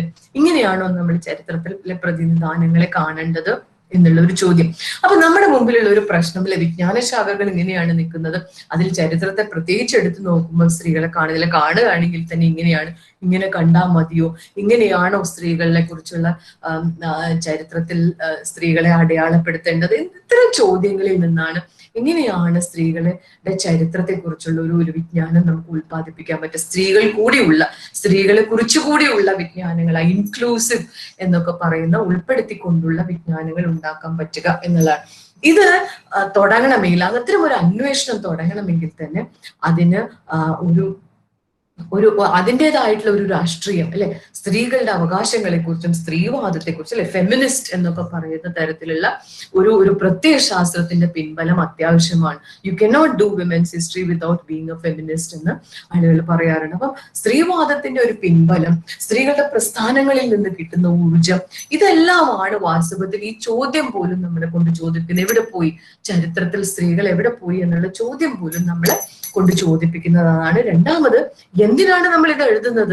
നമുക്ക് എന്തെങ്കിലും പ്രത്യേക ലക്ഷ്യങ്ങളുണ്ടോ? ഉണ്ട്, തീർച്ചയായിട്ടും ഉണ്ട്. ഒരു മാറ്റം, സാമൂഹ്യ പരിവർത്തനം എന്ന് പറയുന്നത്. അപ്പൊ വിജ്ഞാനം കേവല വിജ്ഞാനമായി ഒരു സ്ഥാപനത്തിനകത്ത് ഡിഗ്രി ഉണ്ടാക്കി കൊണ്ടുപോകലല്ല, മറിച്ച് വിജ്ഞാനവും സാമൂഹ്യ ജീവിതവുമായി, വിജ്ഞാനവും സാമൂഹ്യ പരിവർത്തനവുമായുള്ള അഭേദ്യ ബന്ധത്തെ കൂടി സൂചിപ്പിക്കുന്നതാണ് നമ്മളൊരു സ്ത്രീ ചരിത്രം എഴുതാൻ പുറപ്പെടുമ്പോഴുള്ള അവസ്ഥ എന്ന് പറയുന്നത്. ഇനി എങ്ങനെ നമുക്കിത് ആലോചിക്കാം എന്നുള്ള അല്ലെ, നമ്മൾ വിജ്ഞാനം ഉണ്ടാക്കുന്നതിനെ കുറിച്ച് നമ്മൾ പറയൂലേ, എപ്പിസ്റ്റമോളജി എന്നൊക്കെ. എന്താണ് വിജ്ഞാനം? ആർക്കാണ് വിജ്ഞാനം ഉത്പാദിപ്പിക്കാൻ പറ്റുക? ഏതൊക്കെയാണ് വിജ്ഞാനമായി പരിഗണിക്കപ്പെടുക? ഇങ്ങനെ ഈ വിജ്ഞാനം ഉണ്ടാക്കുന്ന പ്രക്രിയയിൽ തന്നെ ഈ സ്ത്രീവാദത്തിന്റെ ഊർജം ഉണ്ടാവണം എന്നാണ് പറയുന്നത്. ഏതൊക്കെ തരത്തിലാണ് ഈ ഊർജം നമുക്ക് കാണാൻ പറ്റുക? ഫെമിനിസ്റ്റ് എപ്പിസ്റ്റമോളജിയെ കുറിച്ച്, വിജ്ഞാന ശാസ്ത്രത്തെ കുറിച്ച് നമ്മൾ ആലോചിക്കുമ്പോൾ, ഒന്ന്, ഗവേഷണം ചെയ്യുന്ന ആളും ഗവേഷണം ചെയ്യപ്പെടുന്ന ആളും തമ്മിലുള്ള ബന്ധം എന്ന് പറയും. ഞാൻ നേരത്തെ പറഞ്ഞില്ലേ, ഞാൻ ഇവിടെയും ചെയ്യപ്പെടുന്ന ആളപ്പുറത്തു നിന്ന് ഞാൻ ചില ചോദ്യങ്ങൾ അങ്ങോട്ട് എറിഞ്ഞ് പെറുക്കിയെടുത്ത് ഞാൻ എൻ്റെ വഴിക്ക് പോകുന്ന തരത്തിലല്ലാതെ ഒന്നിച്ചുള്ള സ്പെക്ടേറ്റർ നോളജ് അല്ല എന്ന് പറഞ്ഞു, കാഴ്ചക്കാരന്റെ വിജ്ഞാനമല്ല, ഒന്നിച്ചു കൂടി ഉണ്ടാകുന്ന വിജ്ഞാനമാണ് എന്ന് പറയുന്നത്. വളരെ എന്താ പറയുക, ആത്മനിഷ്ഠമായിട്ടുള്ള, വസ്തുനിഷ്ഠമല്ല, ആത്മനിഷ്ഠമായി ഒന്നിച്ചു ചേർന്നുകൊണ്ട് അവരുടെ കൂടെ അല്ലെ, നമ്മളും അവരും എന്നുള്ള മട്ടിൽ ഒന്നിച്ചു കൂടി ഉണ്ടാകുന്ന, അതിനെ കുറിച്ച് വിശദമായി പറയാം എന്ന് പറയുന്നത്. അപ്പം സ്ത്രീവാദ വിജ്ഞാന ശാസ്ത്രത്തെ കുറിച്ച് പറയുമ്പോൾ, ഫെമിനിസ്റ്റ് എപ്പിസ്റ്റമോളജിയെ കുറിച്ച് പറയുമ്പോൾ അതെങ്ങനെയൊക്കെയാണ് നമ്മുടെ ഗവേഷണത്തിൽ പ്രകടമാകേണ്ടതെന്ന് ചോദിച്ചു കഴിഞ്ഞാൽ, ആദ്യം ഈ റിസർച്ച്ഡ് ബന്ധം എന്ന് പറയുന്നത് ഒന്നിച്ചുള്ള ഒരു ബന്ധമായി മാറുക, ഹൊറിസോണ്ടൽ ആയിട്ടുള്ള ബന്ധമായി മാറുക എന്നുള്ളതിലാണ്. രണ്ടാമത്തത്, വൈകാരിക തലങ്ങളെ ഗവേഷണത്തിന് വിധേയമാക്കാൻ പറ്റുമോ? ഇല്ല, നേരത്തെ അയ്യോ യുക്തി മാത്രം മതി, വൈകാരിക തലങ്ങൾ ഇങ്ങോട്ട് പ്രവേശിപ്പിക്കരുത് എന്നുള്ളതായിരുന്നെങ്കിൽ ഇപ്പോൾ വൈകാരിക തലങ്ങളെ, അനുഭവങ്ങളെ അല്ലെ ഒക്കെ നമുക്ക് വിജ്ഞാനത്തിന്റെ മേഖലയിലേക്ക് പ്രവേശിപ്പിക്കാൻ പറ്റുമോ എന്നുള്ള. കാരണം വിജ്ഞാനം വൈകാരികത എന്ന് പറയുന്നത് അത് ജീവിതത്തിൽ വളരെ പ്രധാനമാണ് അല്ലെ. മനുഷ്യർ നിലനിൽക്കുന്നതും മനുഷ്യർ അതിജീവിക്കുന്നതും അല്ലെ, കാര്യങ്ങൾ അധികാരവുമായി ഏറ്റുമുട്ടുന്നതും ഒക്കത്തിനും ഒരു വൈകാരിക തലമുണ്ട് എന്നുള്ളത് കൊണ്ട് തന്നെ മനുഷ്യ ജീവിതത്തിൽ നിന്ന് വൈകാരിക തലത്തെ എങ്ങനെ അകറ്റി നിർത്താൻ പറ്റും, അതുകൂടി ഉൾപ്പെട്ടതാണ് വിജ്ഞാനം എന്ന് അറിയേണ്ടിയിരിക്കുന്നു എന്നുള്ളത്. മറ്റൊന്ന്, ഈ ഗവേഷണം ചെയ്യുന്ന ആൾ അല്ലെ, എപ്പിസ്റ്റമോളജിയെ കുറിച്ച് ഗവേഷണം ചെയ്യുന്ന ആള് എങ്ങനെയാണ് ഗവേഷണം ചെയ്യപ്പെടുന്നവരുടെ വ്യത്യസ്തമായ അനുഭവങ്ങളെ എനിക്ക് അറിയാൻ പറ്റുമോ, അറിയാൻ എനിക്ക് ശേഷിയുണ്ടോ, അത്തരം വ്യത്യസ്തമായ അനുഭവങ്ങളെ എങ്ങനെ വിജ്ഞാനത്തിന്റെ മേഖലയിലേക്ക് പ്രവേശിപ്പിക്കാം എന്നുള്ള ആലോചനയിലും കൂടി ഇതുണ്ടാവേണ്ടതുണ്ട്. അധികാരം, ഗവേഷണം എന്ന് പറയുന്നത് തന്നെ ഒരു അധികാരമില്ലേ? ഗവേഷണം ചെയ്യുന്ന ആളും ഗവേഷണം ചെയ്യപ്പെടുന്ന ആളും തമ്മിൽ ഉള്ള അധികാര ബന്ധങ്ങളില്ലേ? ഇത് തീർത്തും എടുത്തു കളയാൻ പറ്റുന്ന അല്ലെങ്കിൽ പോലും ഞാൻ അതിനെക്കുറിച്ച് ബോധവതിയാണോ? ആ ഒരു ചോദ്യം ഞാൻ നിരന്തരം ചോദിക്കുന്നുണ്ടോ? അതുപോലെ ഏത് രീതിശാസ്ത്രമാണ് ഞാൻ അവലംബിക്കുന്നത്? ഇതെല്ലാം വാസ്തവത്തിൽ വിജ്ഞാനം ഉണ്ടാക്കാൻ പുറപ്പെടുമ്പോൾ നമ്മൾ ചോദിക്കുകയും അവലംബിക്കുകയും ചെയ്യേണ്ടുന്ന തത്വങ്ങളാണ് എന്ന് കാണാം. ഇനി രീതിശാസ്ത്രത്തെ കുറിച്ച് പറയണം. എന്താണ് രീതിശാസ്ത്രം? എന്താണ് രീതിശാസ്ത്രം എന്ന് ചോദിച്ചു കഴിഞ്ഞാൽ നമ്മൾ എന്താണ് ഗവേഷണം ചെയ്യാൻ പോകുന്നത്? നമ്മൾ ഏതെല്ലാം രീതികളിലൂടെ, മെത്തേഡ്സ്, രീതികളിലൂടെയാണ് ഗവേഷണം ചെയ്യാൻ പോകുന്നത്?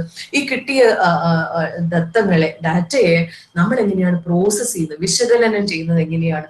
വിശകലനം ചെയ്ത് നമ്മൾ ഉണ്ടാക്കിയ അറിവുകളെ നമ്മൾ എങ്ങനെയാണ് അവതരിപ്പിക്കുന്നത്, അല്ലെ, പ്രസന്റേഷൻ ഓഫ് റിസൾട്ട്സ് എന്നൊക്കെ പറയും.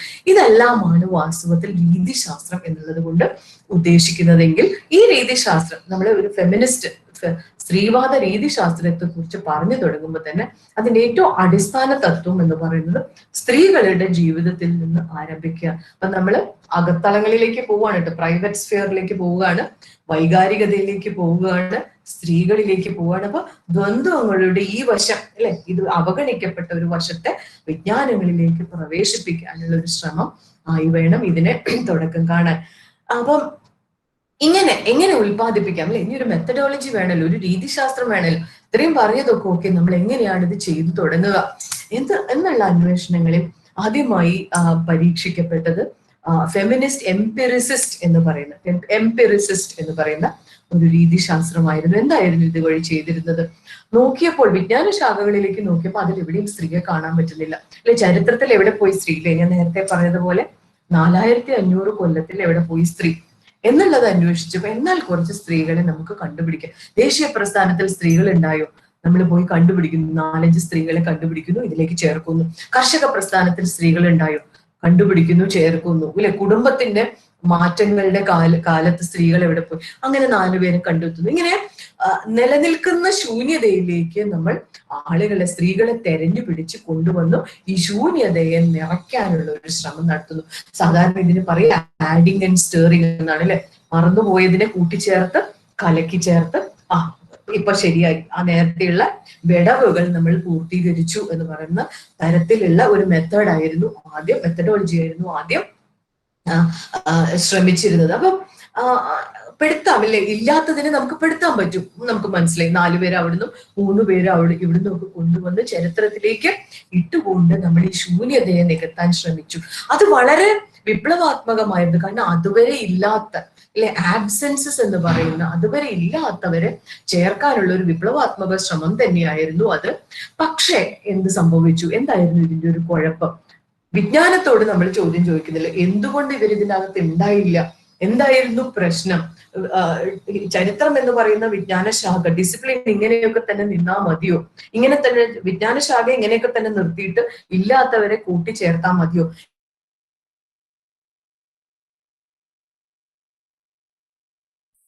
എംപിറിസിസ്റ്റ് എന്ന് പറയുന്ന രീതിശാസ്ത്രത്തിന് സാധ്യമായിരുന്നില്ല എന്നുള്ളത്. അപ്പോഴും നമ്മൾ അന്വേഷിച്ചിരുന്നത് ഈ വിജ്ഞാനശാഖ ആവശ്യപ്പെടുന്നത് പോലെ, ഉദാഹരണത്തിന് ചരിത്രം എന്ന് പറയുന്നത് ആരാണ് അല്ലെ, ആരുടെയാണ് ചരിത്രം? അധികാരത്തിൽ ഇരുന്നവരുടെയാണ് ചരിത്രം. അത് നമ്മൾ മാറ്റുന്നില്ല. അപ്പൊ അധികാരത്തിലിരുന്ന സ്ത്രീകൾ എവിടെയെങ്കിലും ഉണ്ടോ എന്ന് നമ്മൾ അന്വേഷിച്ചു പോകുന്നു.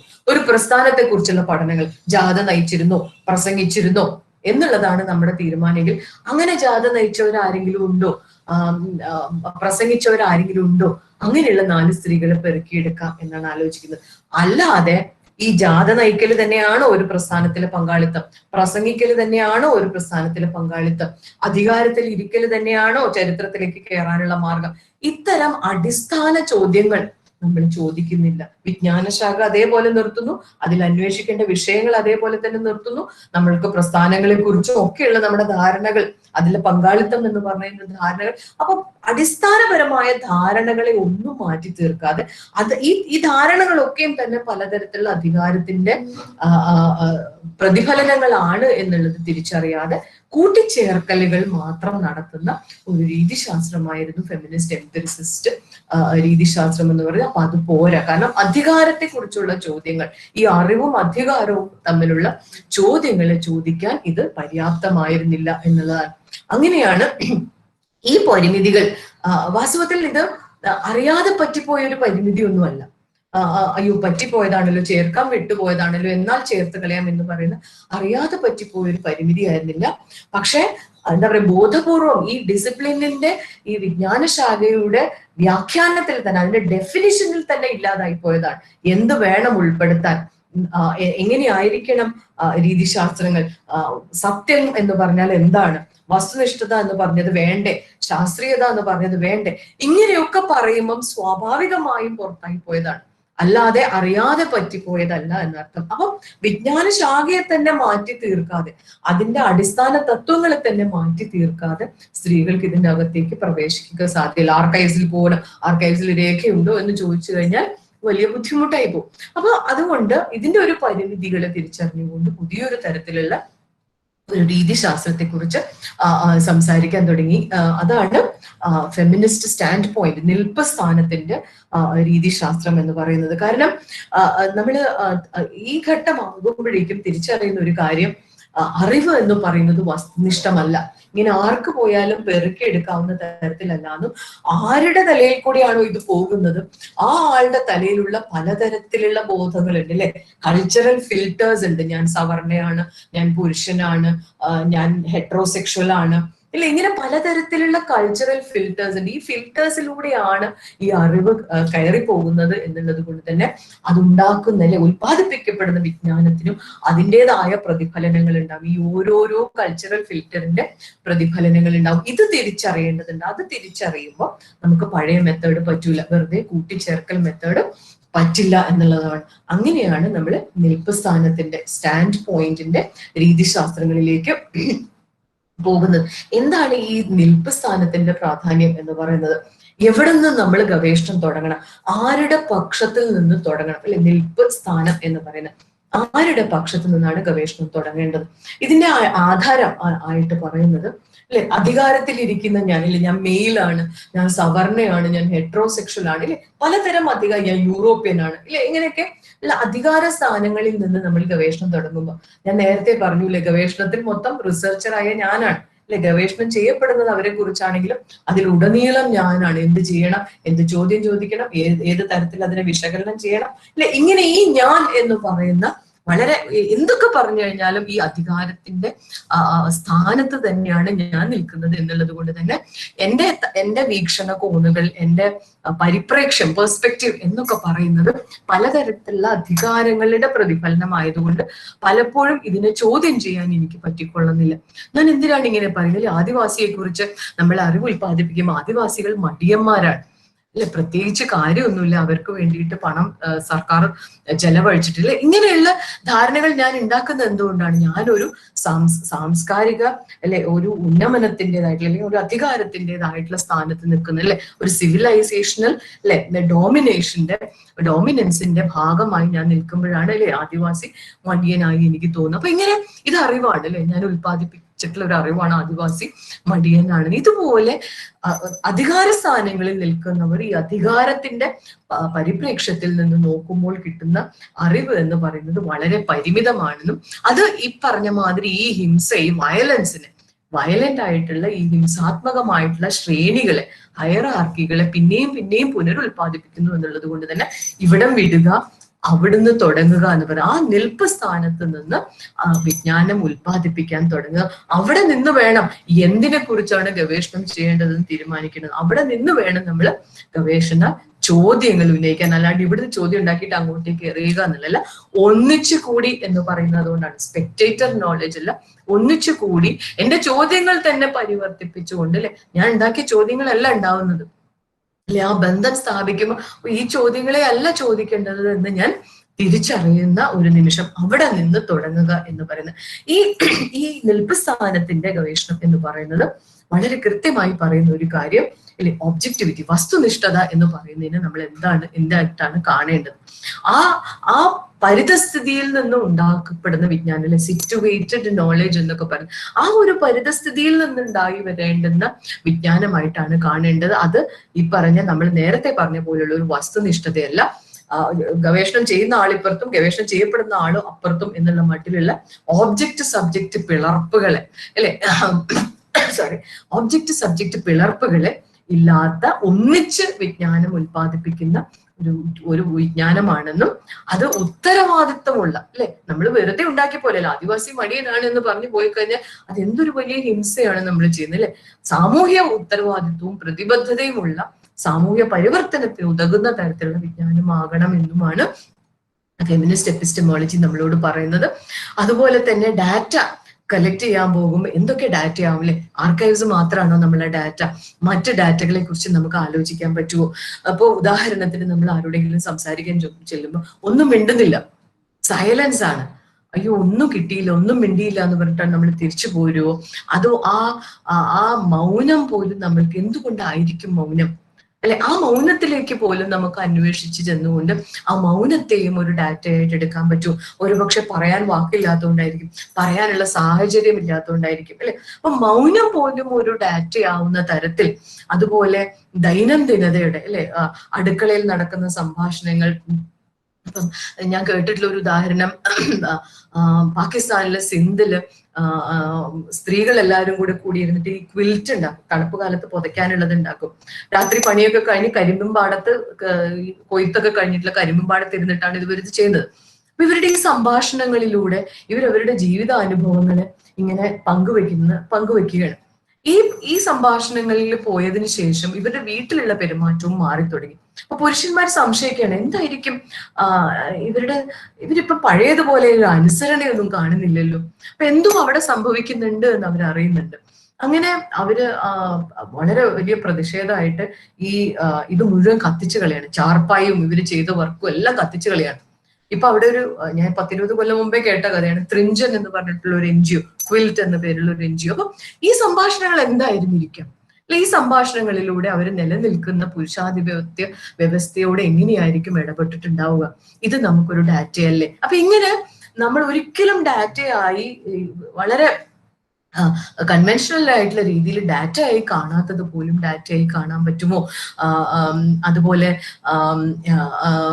ഇങ്ങനെ താരാട്ടുപാട്ടുകള്, അതുപോലെ ഫോട്ടോഗ്രാഫ്സ്, ഇങ്ങനെ ഡയറികള്, ഇതൊക്കെ നമുക്ക് ഡാറ്റയായി കാണാൻ പറ്റുമോ? നമുക്കറിയാം, നിങ്ങൾക്കൊക്കെ പരിചയം ഉണ്ടാവും, ഇത് മൈ ലൈഫ് എന്നുള്ള പേരിൽ രസസുന്ദരി ദേവിയുടെ ആത്മകഥ പബ്ലിഷ് ചെയ്തത്, അല്ലെ. ബംഗാളിലെ ഭദ്ര മഹിളയായിട്ടുള്ള ഒരു സ്ത്രീ എങ്ങനെയാണ് ആ കാലത്ത് ഈ സ്ത്രീകൾ എങ്ങനെ ജീവിച്ചു എന്നുള്ളതിന്റെ വളരെ ഗംഭീരമായിട്ടുള്ള ഒരു സാമൂഹ്യ ചരിത്രമാണ് ആ ഡയറിയിൽ നമുക്ക് കാണാൻ പറ്റും. അപ്പൊ ഇങ്ങനെ നമ്മള് പൊതുവെ അംഗീകരിക്കപ്പെട്ടുള്ള ആധുനിക ചരിത്രം അംഗീകരിച്ചിട്ടില്ലാത്ത ഡാറ്റകളെ കൂടി നമുക്കിതിൽ ഉൾപ്പെടുത്താൻ പറ്റുമോ? അതുപോലെ തന്നെ നമ്മൾ ഫീൽഡിലേക്ക് ചെല്ലുമ്പോൾ നമ്മൾ നടത്തുന്ന ഇന്റർവ്യൂകൾ, അല്ലെ, നേരത്തെ പറഞ്ഞ പോലെ എറിഞ്ഞു കൊടുക്കുന്ന ചോദ്യങ്ങൾക്ക് അപ്പുറത്ത് സംഭാഷണങ്ങളുടെ രീതിയിൽ, അല്ലെ, ഒന്നിച്ചൊരു ബന്ധത്തിന്റെ ഭാഗമായി നടത്തുന്ന സംഭാഷണങ്ങളുടെ രീതി. അപ്പൊ അവർക്ക് നമ്മൾ ഉദ്ദേശിക്കാത്ത കാര്യങ്ങൾ കൂടി അവർക്ക് നമ്മളോട് പറയാൻ തോന്നുന്ന തരത്തിൽ ഒരു ബന്ധം ഉണ്ടാക്കുക. What you call as unstructured interviews. നമ്മൾ ഇടയ്ക്കിടയ്ക്ക് ഇങ്ങനെ ഇടപെട്ട് ഇതല്ല അത്, അതല്ല ഇത് എന്ന് പറയാതെ വളരെ സുഖമായിട്ടുള്ള സംഭാഷണത്തിലെ രീതിയിൽ ഡാറ്റ കളക്ട് ചെയ്യാൻ പറ്റും. ഇങ്ങനെ ഒക്കെ ചെയ്യുന്ന മെത്തേഡുകൾ, ഗവേഷണത്തിന്റെ രീതികൾ, അല്ലെ, എപ്പോഴും ഈ നമ്മൾ മുകളിൽ നിന്ന് താഴോട്ടേക്ക് എന്നുള്ളതിലേക്ക് അപ്പുറത്ത് ഒരുപോലെ ഇരുന്നു കൊണ്ട് ഒരു ബന്ധത്തിന്റെ ഭാഗമായി ഫീൽഡിൽ നമ്മൾ ഏറ്റവും ചെറുതായി നിന്നുകൊണ്ട് കളക്ട് ചെയ്യുന്ന ഡാറ്റകൾ, അതുപോലെ നമ്മൾ അതിന് നടത്തുന്ന വിശകലനങ്ങളുമായി തിരിച്ചു ചെല്ലാറുണ്ടോ, അല്ലെ? നിങ്ങളുടെ ജീവിതത്തെ കുറിച്ചാണ് ഞാൻ ഈ വിശകലനം നടത്തിയത്, ഇതൊക്കെയാണോ അല്ലെ? എപ്പോഴെങ്കിലും നമ്മൾ അങ്ങനെ ചെല്ലാറുണ്ടോ? ഇത് കഴിഞ്ഞ് നമ്മൾ ഇതിനെ എങ്ങനെയാണ് പബ്ലിഷ് ചെയ്യുന്നത്? പലപ്പോഴും അവർക്ക് മനസ്സിലാവാത്ത ഭാഷയിൽ ഇങ്ങനൊരു സംഗതി അവരുടെ ജീവിതത്തെ കുറിച്ച് പബ്ലിഷ് ചെയ്യപ്പെട്ടിട്ടുണ്ടെന്ന് പോലും അവർക്കൊരു ധാരണയില്ലാത്ത രീതിയിൽ അത്രമേൽ നമ്മുടെ ഉത്തരവാദിത്വ ഇല്ലായ്മയിലാണ് പലപ്പോഴും നമ്മുടെ ഗവേഷണങ്ങൾ പോകുന്നത്. ഇങ്ങനെയാണോ ഗവേഷണം നടത്തേണ്ടത്? സ്ത്രീ ചരിത്രം എഴുതുമ്പോഴെങ്കിലും നമ്മൾ ഇങ്ങനെയാണോ ചെയ്യുന്നത് എന്നുള്ള ഒരു ചോദ്യം നമ്മുടെ മുമ്പിലുണ്ട്. അപ്പം ഒരു സ്ത്രീകളെ കുറിച്ചുള്ള ഗവേഷണം നടത്തുമ്പോൾ നമ്മൾ പാലിക്കേണ്ട ചില മര്യാദകൾ എന്ന് പറയുന്നത്, ഒന്ന് വളരെ പ്രധാനമായും ഇര എന്നുള്ള മട്ടിൽ അവരെ അയ്യോ പാവം എന്നുള്ള മട്ടിൽ ഇര മാത്രമായി ഒതുക്കാതിരിക്കുക എന്നുള്ള. കാരണം നമ്മൾ ഇരകൾ മാത്രമല്ലല്ലോ, നമ്മൾ സ്ത്രീകളായിട്ട് ജീവിക്കുമ്പോഴും നമ്മൾ ഇരകളാണ്. പുരുഷാധിപത്യ വ്യവസ്ഥയുടെ ഇരകളാണെങ്കിൽ നമ്മൾ ഇരകൾ മാത്രമല്ല, നമ്മൾ അധികാര വ്യവസ്ഥയോട് നിത്യേന എന്നോളം നെഗോഷിയേറ്റ് ചെയ്യുന്നുണ്ട് അല്ലെ? നമ്മൾ ഇടങ്ങൾ കണ്ടെത്താൻ ശ്രമിക്കുന്നുണ്ട്. ആ ഇടങ്ങൾ കണ്ടെത്താനുള്ള ശ്രമങ്ങളെ നമുക്ക് ക്യാപ്ചർ ചെയ്യാൻ പറ്റുമോ, അതിനെ നമുക്ക് ഡോക്യുമെന്റ് ചെയ്യാൻ പറ്റുമോ എന്നുള്ളതാണ്. അപ്പൊ ഇര മാത്രമായോ കഷ്ടം എന്ന് പറയുന്ന തരത്തിലുള്ള പ്രതിനിധാനങ്ങളല്ല ചരിത്രത്തിൽ സ്ത്രീകൾക്ക് ആവശ്യം എന്ന് പറയുന്നത്. ഈ കർത്തൃത്വങ്ങൾ, എവിടെയാണ് സ്ത്രീകൾക്ക് കർത്തൃത്വങ്ങൾ ഉണ്ടാകുന്നത്, അതിനെ അടയാളപ്പെടുത്താൻ പറ്റുമോ എന്നുള്ളതാണ്. മാത്രവുമല്ല, ഈ കർത്തൃത്വങ്ങളെ നമ്മൾ ഒരുപക്ഷെ ഒരു ജാഥയിലോ മുദ്രാവാക്യം വിളിയിലോ ഒക്കെ തന്നെ കണ്ടുകൊള്ളണം എന്നൊന്നുമില്ല. അത് നമ്മുടെ പരമ്പരാഗത രീതിയാണ്. പ്രസ്ഥാനങ്ങളെ കാണുന്ന പരമ്പരാഗത രീതിയാണ്. ജാഥ നയിച്ചിട്ടും മുദ്രാവാക്യം അങ്ങനെയൊന്നും ആവണമെന്നില്ല അല്ലെ? നിത്യജീവിതത്തിന്റെ അകത്ത് നിലനിൽക്കുന്ന വ്യവസ്ഥയോട് സാധ്യമല്ല എന്ന് പറയാനുള്ള, അല്ലെങ്കിൽ ഇതാണ് നിയമമെങ്കിൽ അതിനെ വഴികടന്ന് വേറെ വഴിക്ക് പോകാനുള്ള ശ്രമം, ഇതൊക്കെ ആയിരിക്കും അല്ലെ നിത്യജീവിതത്തിൽ നടത്തുന്ന പലതരത്തിലുള്ള അല്ലെ പ്രതികരണങ്ങളെയും പ്രതിഷേധങ്ങളെയും.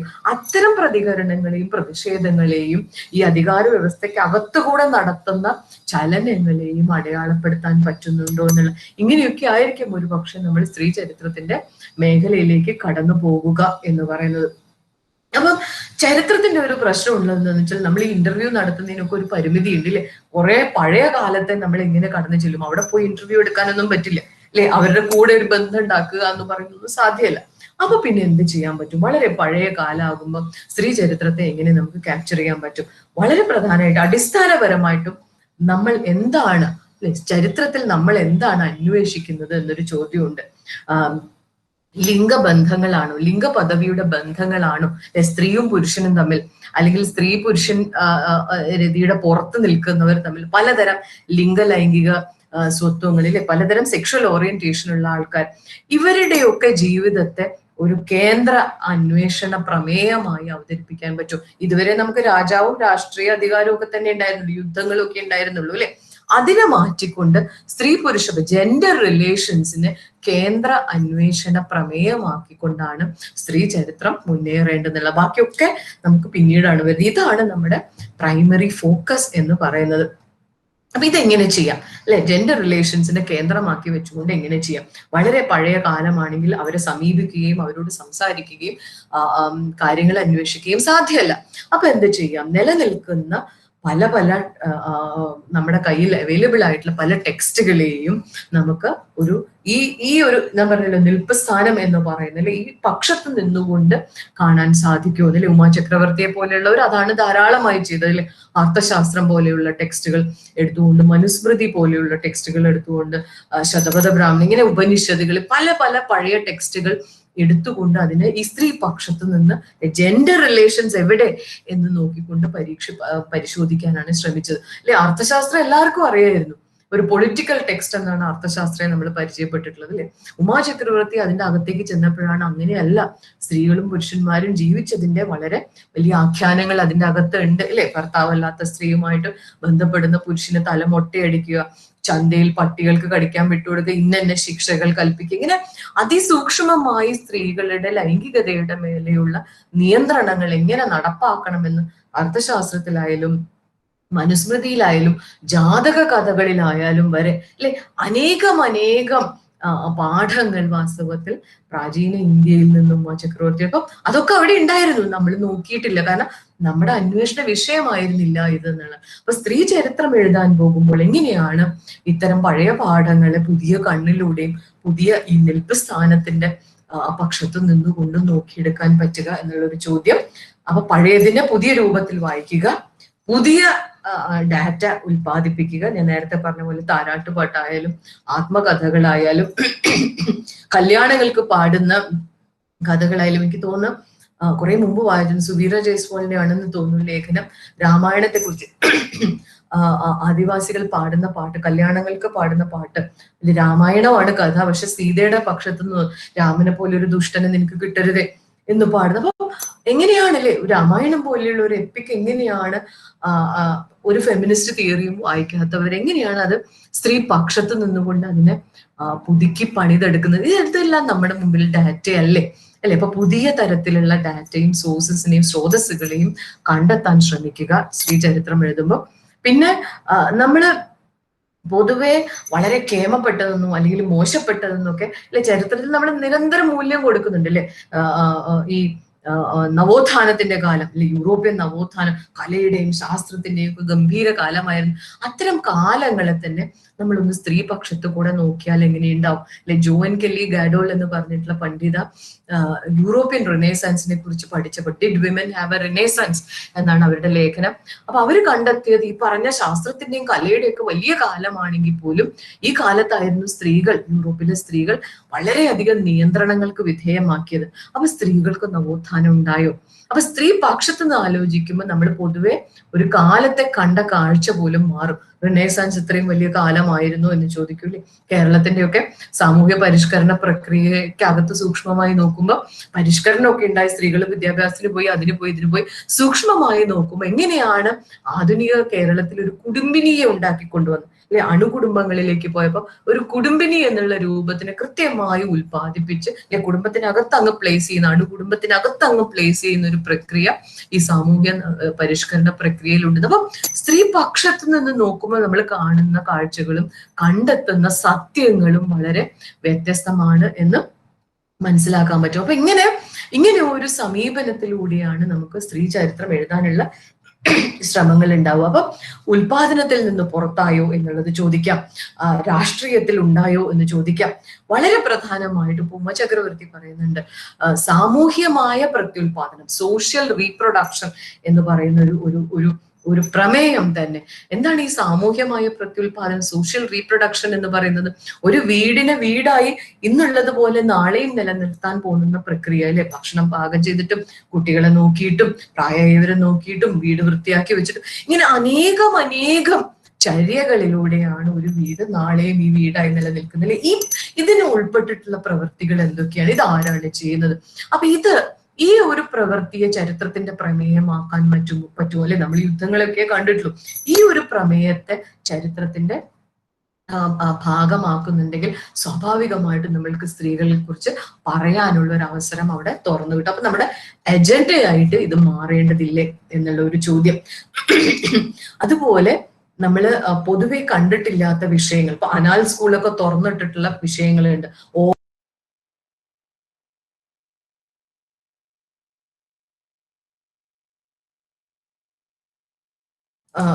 ഓർമ്മയെക്കുറിച്ച്, ലൈംഗികതയെക്കുറിച്ച്, അതുപോലെ ഭക്ഷണക്രമങ്ങളെക്കുറിച്ച്, വിശ്വാസത്തെക്കുറിച്ച്, ഇങ്ങനെ പലതിനെക്കുറിച്ചും പലതരം പുതിയ വിഷയങ്ങൾ അന്വേഷിക്കുമ്പോൾ തന്നെ സ്ത്രീകൾക്ക് പ്രവേശനം ലഭ്യമാകുന്ന തരത്തിലുള്ള ഒരു തുറവ് നമുക്ക് കണ്ടെത്താൻ പറ്റും. നേരത്തെ രാജാവും രാഷ്ട്രീയ അധികാരവും മാത്രമല്ലേ ഉണ്ടായിരുന്നുള്ളൂ. അപ്പൊ ഇങ്ങനെ വിജ്ഞാന ശാഖയെ തന്നെ വിപുലപ്പെടുത്തിക്കൊണ്ട് മാത്രമേ നമുക്ക് ഈ ഉൾപ്പെടുത്തലുകളെ കുറിച്ച് ആലോചിക്കാൻ പറ്റൂ. ഇനി അതിന്റെ കൂടെ ആലോചിക്കേണ്ട ഒരു കാര്യം എന്ന് പറയുന്നത്, നമ്മള് സ്ത്രീകൾ എന്ന് പറയുമ്പോൾ സ്ത്രീകൾ എന്നുള്ളത് ഒറ്റക്കെട്ടാണോ?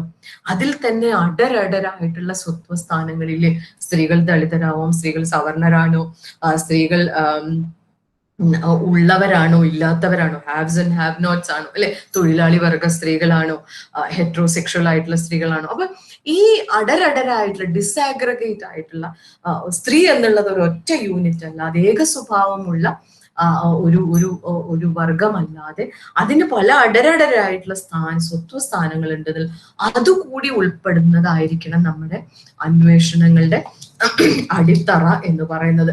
ഇനി ഞാൻ ജസ്റ്റ് ഒന്ന് ബ്രീഫായിട്ട് ഒടിച്ചു പോകാം. ഒരു ചില ടെക്സ്റ്റുകൾ ഒന്ന് കാണിച്ചു പോകാം, ഒന്ന് പുതിയതായിട്ടുള്ളവർക്ക് ഒന്ന് പരിചയപ്പെടാൻ നിങ്ങൾക്ക് അറിയുന്നതായിരിക്കും മിക്കവാറും. അപ്പം സം കീ ലിൻഡ ഗോർഡന്റെ what's new in women's history, ഇത് റീഡർ ഇൻ ഫെമിനിസ്റ്റ് നോളജ് ഉള്ള ലേഖനമാണ്. ഞാനത് കൂടുതൽ എക്സ്പ്ലെയിൻ ചെയ്യുന്നില്ല. ലിൻഡ ഗോർഡൻ, അതുപോലെ Michelle Perrot writing women's history, Joan Wallach സ്കോട്ടിന്റെ ഫെമിനിസം ആൻഡ് ഹിസ്റ്ററി. അതുപോലെ ഇന്ത്യയിലേക്ക് വരുമ്പോൾ 89 ഒരു പക്ഷെ വലിയ രീതിയിൽ പാത വെട്ടി തുറന്ന ഒരു പുസ്തകമായിരുന്നു recasting women essays in colonial history. ഞാൻ നേരത്തെ പറഞ്ഞതുപോലെ ഈ കൊളോണിയൽ കാലത്തുള്ള പലതരം പരിഷ്കരണങ്ങളുടെ വാസ്തവത്തിലുള്ള അവസ്ഥ എന്തായിരുന്നു, ഗ്രൗണ്ടിലേക്ക് ചെല്ലുമ്പോൾ അവസ്ഥ എന്തായിരുന്നു എന്നുള്ള വളരെ സാർത്ഥകമായിട്ടുള്ള അന്വേഷണങ്ങൾ നടത്തിയിട്ടുള്ള ഒരു പുസ്തകം. അതുപോലെ ഭാരതി റെയിന്റെ from the seams of history, Kumkum റോയിന്റെ women in early Indian societies, Kumkum റോയിന്റെ power of gender and gender of power, Jaya ത്യാഗിന്റെ contestation and compliance, retrieving women's agency. അല്ലെ, പേരുകൾ തന്നെ നോക്കിക്കഴിഞ്ഞാൽ അറിയാം അല്ലെ, ലുക്ക് അറ്റ് ദിസ് അല്ലെ, power of gender and gender of power. ടൈറ്റിലുകൾ തന്നെ എത്ര ഗംഭീരമായിട്ട് പറയാൻ ഉദ്ദേശിക്കുന്ന കാര്യത്തെ പ്രതിഫലിപ്പിക്കുന്നുണ്ട് എന്നുള്ളതാണ്. കണ്ടസ്റ്റേഷൻ ആൻഡ് കംപ്ലയൻസ് അല്ലെ, കണ്ടസ്റ്റേഷൻ നിരന്തരം ഈ അധികാരത്തോട് നടക്കുന്ന കണ്ടസ്റ്റേഷനും നെഗോഷിയേഷനും അല്ലെ, റിട്രീവിംഗ് വിമൻസ് ഏജൻസി,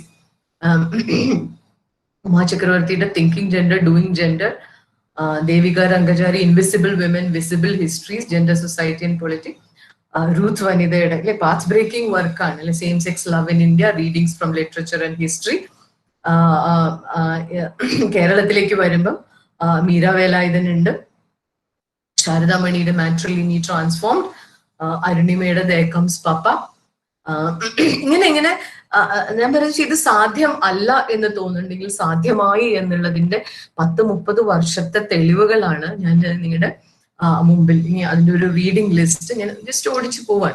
വിജയരാമസ്വാമിയുടെ സംഘകാലത്തെ സ്ത്രീകളെ കുറിച്ചുള്ളത്, ബുദ്ധ സന്യാസിമാരെ കുറിച്ചുള്ള തെറാസ് ആൻഡ് തേരീസ്, ബുദ്ധിസ്റ്റ് ടെക്സ്റ്റുകളിൽ നിന്ന് ഇങ്ങനെ ധാരാളം സാധ്യതകൾ നമ്മുടെ മുമ്പിൽ ഉണ്ടാവുന്നുണ്ട് എന്നുള്ളതാണ്. ഇനി if you look at you know